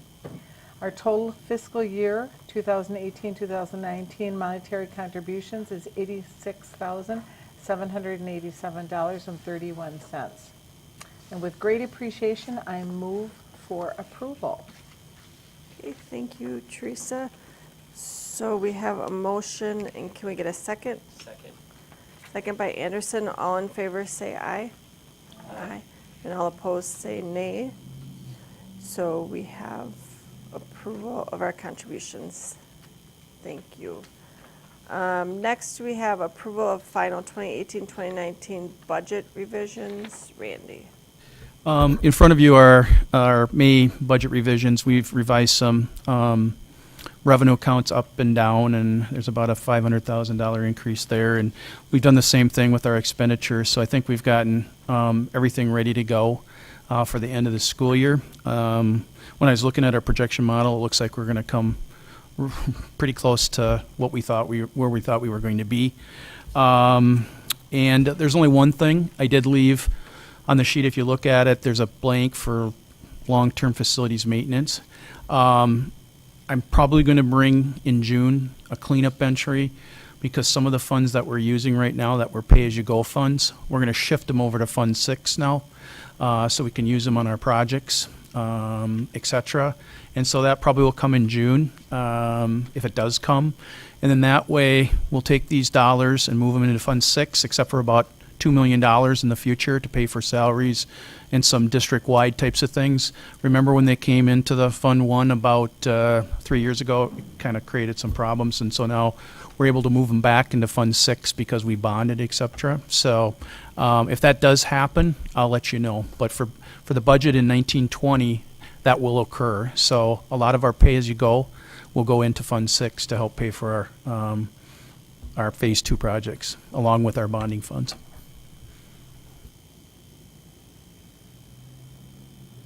Okay, thank you, Randy.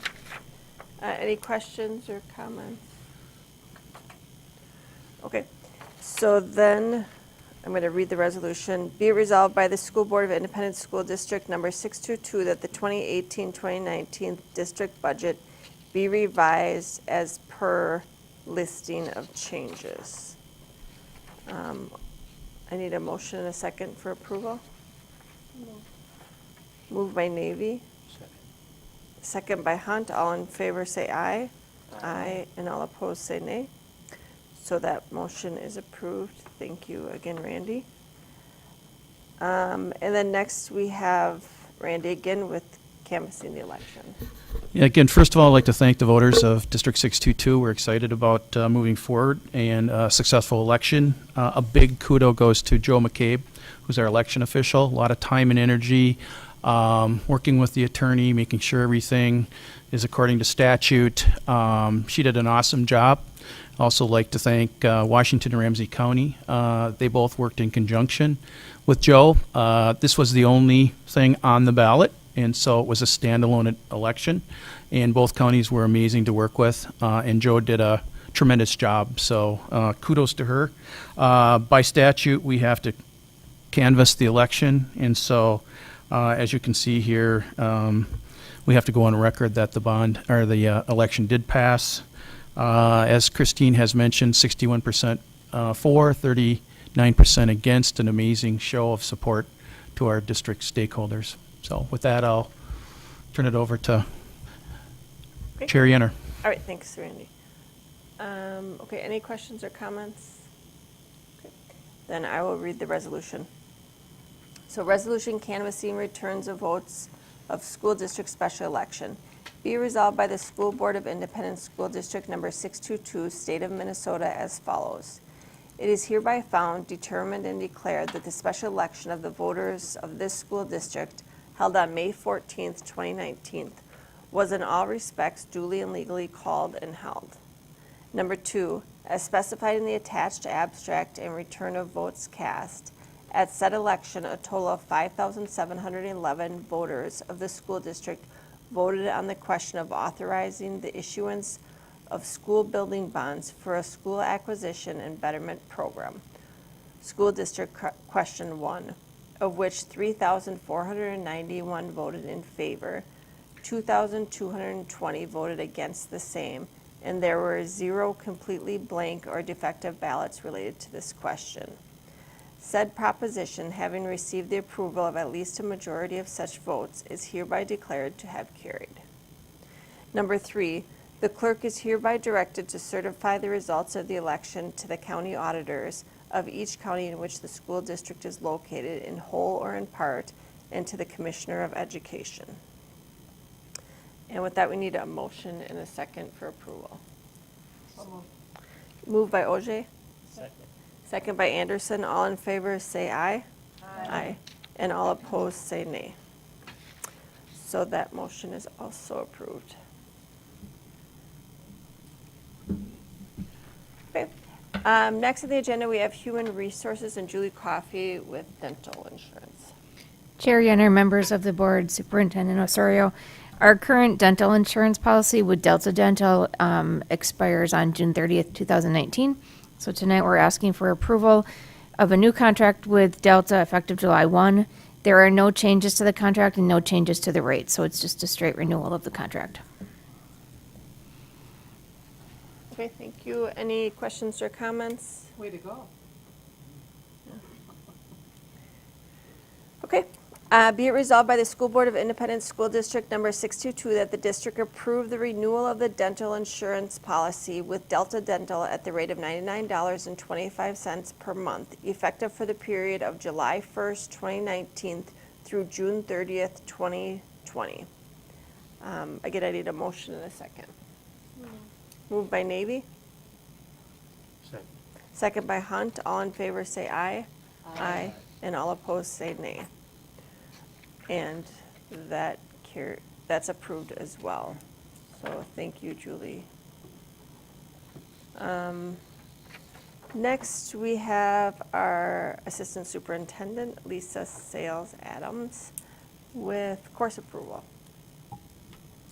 Tonight, we're looking for high school course proposal changes beginning fall 2019, and I'd like to introduce Coordinator Alicia Waffler, who will provide additional information on the topic. Thank you, Assistant Superintendent Sales Adams, School Board, Chair Yenner, and Superintendent Osorio, Cabinet members, community. Thank you for the opportunity to be here today to bring forward a resolution to offer a much-needed elective course to our high school students, Ethnic Studies.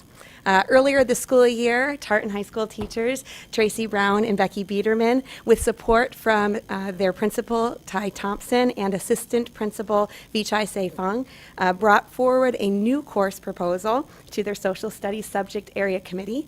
And with unanimous support, they brought a seed of an idea to our curriculum coordinating committee and our 622 advisory to build out a new course. There they received unanimous support to build the class with many suggestions on how to improve upon their initial concept. So this winter and spring, Tracy and Becky took those suggestions, they continued their learning, they deepened their understanding of the content, they selected resources, and they built out a curriculum map. They created activities and assessments within the units to round out the one trimester social studies elective course offering. This course directly applies to and addresses our 622 strategic plan, the high school learner profile, and the needs that our very students have named. Specifically, this course will provide an opportunity for students to explore their intersecting identities, to see how those identities have shown up throughout history. They will explore and see themselves reflected in our curriculum. Students will use the Minnesota Historical Thinking Standards to take into action their learning about identity, diversity, and social justice. Our teachers brought this new course back to the Curriculum Coordinating Committee and the 622 Advisory this month, and we now bring to you very excitedly this course forward for you to consider and to request your approval that we begin offering this in the fall of 2019. We now welcome and invite your comments or questions. Okay, thank you. Teresa? As you know, I'm your school board rep for the advisory, and if you dare turn down these two enthusiastic teachers. No, I just want to share that each time they came to visit to advisory, their passion for the subject was so evident, but more importantly, it resonated with everybody in the room. And to the point where conversation started to say, Alicia, how are we going to make this a mandatory class? The depth of this class, which I can't even begin to capture, was so, it's such an incredible opportunity to explore. And as we heard from some of the high school students that were in advisory, to be able to create an atmosphere in which they can even start to talk about this stuff is one I think you're going to be so successful with, and they haven't had that much experience with the same similar situation. So I look forward to great things about this, and I really do look forward to seeing how does this become a mandatory class. So I wholeheartedly would encourage you to join me in supporting this endeavor. In the years that I've been on the school board, there have been honestly few times that I have been enthusiastically looking forward to the addition of some of our academic curriculum, and this is one of those times. Thank you. Okay. Okay, thank you. Let me do the resolution. Be resolved that the School Board of ISD 622 adopt the course curriculum for ethnic studies beginning in the fall 2019. I need a motion and a second for approval. Moved by Jarman. Second. Second by Livingston. All in favor say aye. Aye. And all opposed say nay. And it's approved. Thank you, you guys.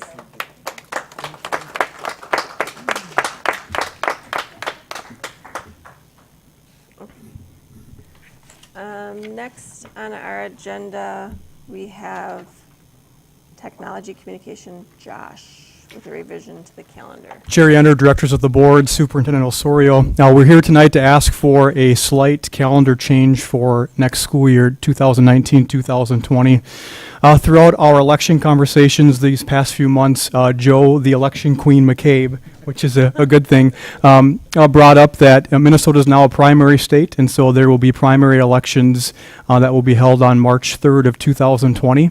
And as you know, several of our school buildings are used as voting locations, and so out of an abundance of safety and security, we are asking you to change the school calendar to have a non-school day for March 3rd, 2020, with a staff development day for our teachers.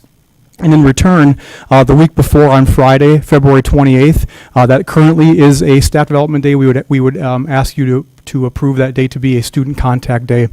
So there would be no school for students on March 3rd, 2020 during the primary election. Great, thank you. Teresa? Josh, I just have a question. Do you, well, and I'm not sure you can answer it, but I totally support this concept, but will we, when our schools are all done, will we have a mechanism will we always have to have no school during these things? Because I'm anticipating that's something we should consider, and maybe we're not prepared to answer it right now. No, absolutely. So first of all, just reminding that we don't set the polling locations, the county does, so we really don't have control over that. And the trend is very, very quickly changing to districts all around us, looking ahead to election days, especially the big ones, and not having school in session because of the safety concerns. Next year, like this coming fall, we do have school in session. It's not a big election day for a big election day this coming fall, but I would bet that very, very few, if any, metro area school districts and beyond anywhere would have school in session on the election day of 2020.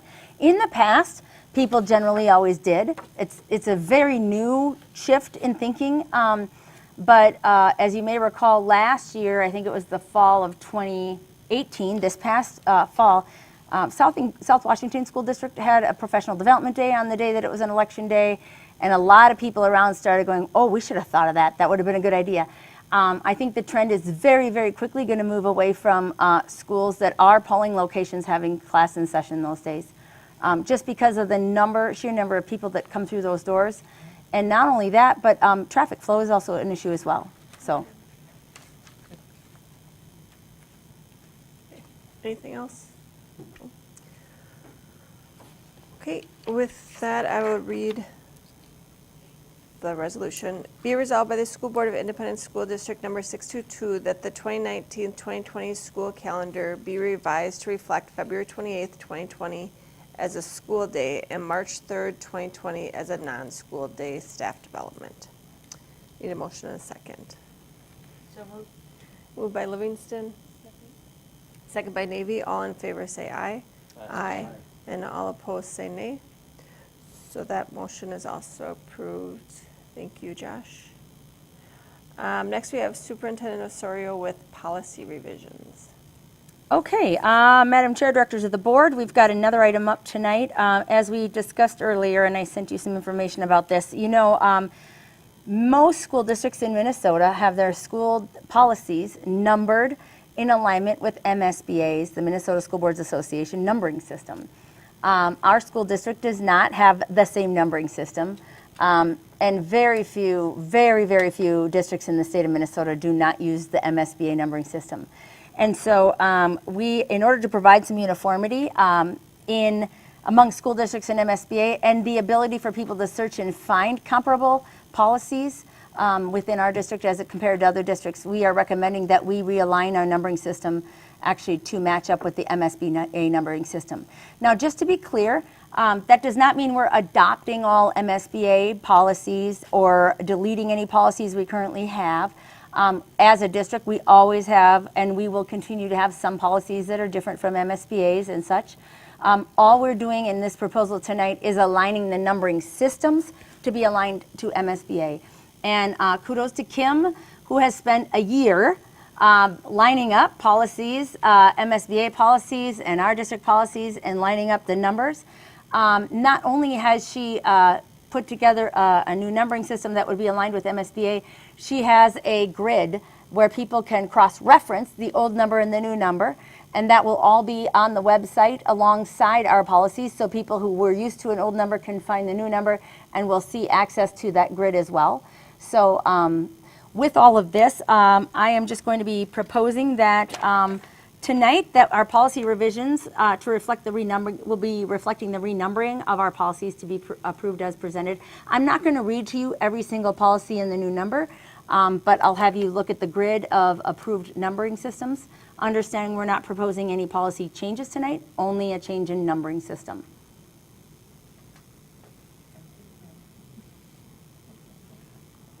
It was a lot of work. Okay, any questions or comments? Okay. Thank you, Kim, as always. I will read the resolution. Be resolved by the School Board of Independent School District Number 622 that the following policies be revised and assigned a new policy number as presented. And I believe I do not need to read them because there's a lot of them. But as always, they're available on the website or from the business office. So can I get a motion and a second for approval? So moved. Okay, moved by Jarman. Second by Navy. All in favor say aye. Aye. And all opposed say nay. And that motion is approved. Thank you very much. Thank you, Christine and Kim. Okay. Next, we have the school board section. So we need to set an agenda and location for the June 25th, 2019 reflection session. Let's see. So I'm going to read this resolution. That the June 25th, 2019 reflection session begin at 5 p.m., be held in room 202 of the District 62 Ed Center, and contain the following agenda items. Number 1, icebreaker. Number 2, reports. And number 3, board member topics of interest. So this is a reflection session. Can I get a motion and a second? Yep, Teresa. While you've read that, in the above paragraph, it talks about, don't we have to add the 1920 school board meeting schedule? Or is that? That's included in the board member topics of interest. Okay. Anything else? Okay. Moved by Auger. Second. Second by Anderson. All in favor say aye. Aye. And all opposed say nay. So we have that agenda for June 25th and the location. Next, set closed sessions for negotiations. And again, I'll read the resolution. That a closed session be set immediately following the adjournment of the June 11th, 2019 work session, approximate start time of 6:30, in room 201A of the District 622 Education Center for the purpose of negotiations. Can I get a motion in a second? Can I just ask one question? Yes, Teresa? I'm just curious, Christine, if you're planning on having the same cabinet members at the study session as you do for negotiation, I was just wondering if the times should have been reversed to allow for those staff that may be only there for negotiations to leave, since it's our meeting. I'm just throwing it out as consideration for our cabinet. There was a reason we did it after an hour. Oh, well, I was just trying to save you some time. It's just you that have to stay there because you're not in the room. Well, if you find that it's amenable to them, I'm totally fine if we don't set a time and just reverse them if needed. I truly appreciate that thinking in terms of staff who have to stay late for that meeting. That's incredibly thoughtful. Julie thinks there was a reason we kept it the way it was and isn't remembering why. I love that thinking, though. I appreciate that. And our staff appreciates that. But I think we're going to keep it that way, or are we?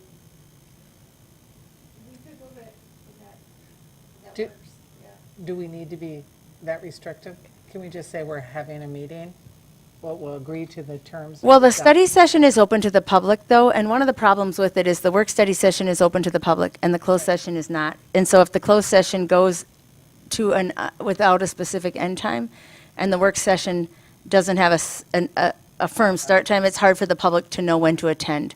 So it might actually be better off keeping them the way they were.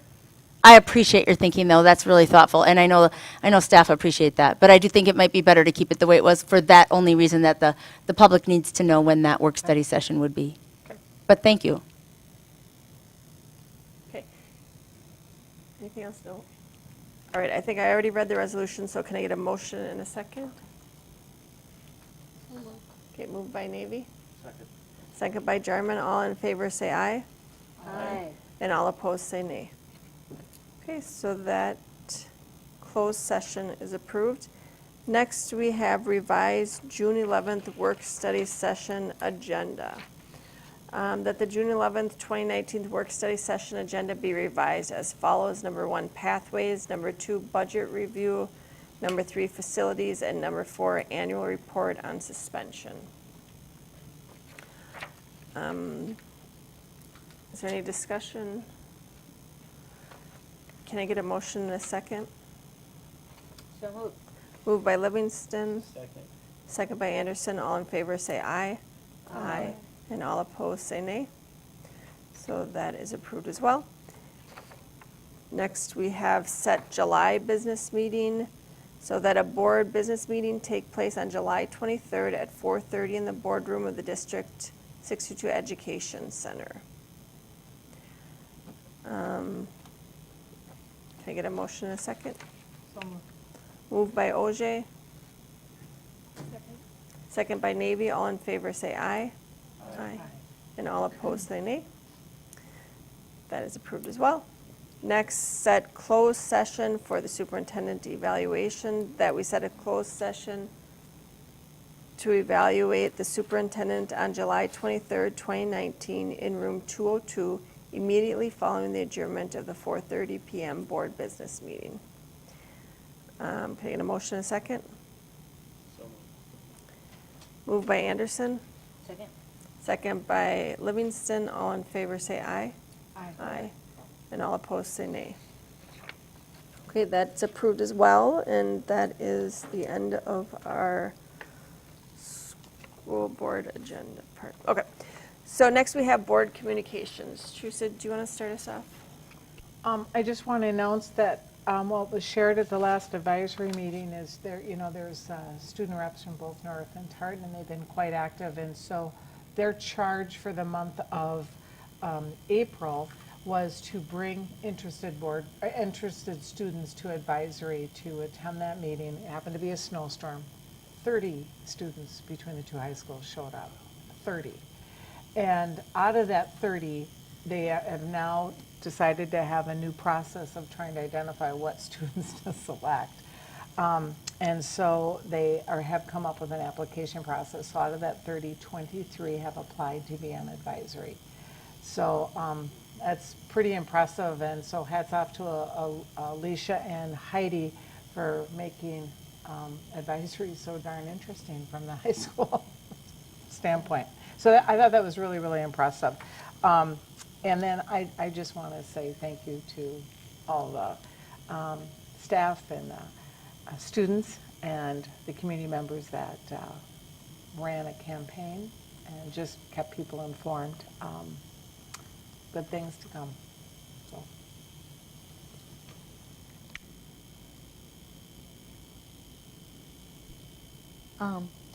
Well, so a little after midnight last night, it must have been about 2 or 3 in the morning, our legislative leaders, Governor Walz, Senate Majority Leader Gazelka, and the Speaker of the House, Melissa Hortman, came up with an agreement. So it's pretty good. Could be worse. It's, has to be approved in a special session. So we're waiting for the governor to call that. We're not sure. I was just checking to see. He hasn't done that yet. But so it's 2% and 2% increase on the per pupil. This is better than the half and half, which is what they were, proposing at one point. Lots of money in the special ed cross subsidy. Pretty interesting.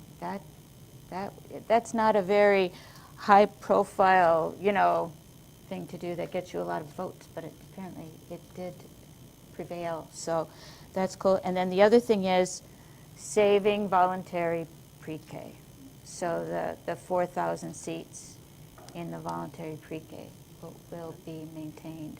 So that strategy of putting all the money in a scholarship,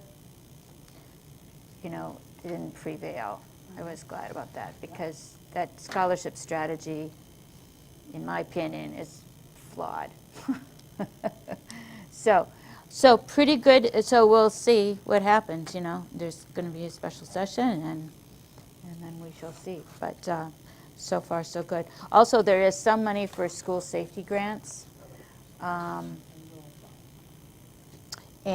there's a lot of caveats with those grants. It depends on the February forecast and some other things. So stay tuned on that deal. But anyway. Pretty good, I'd say, pretty good news from the legislature at this point, yeah. That's all.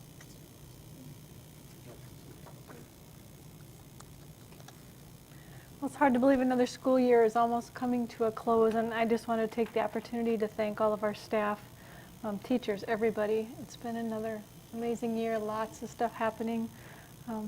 It's a lot for everyone to juggle. And so I just want to thank everyone for a wonderful year and wish everyone a fabulous summer.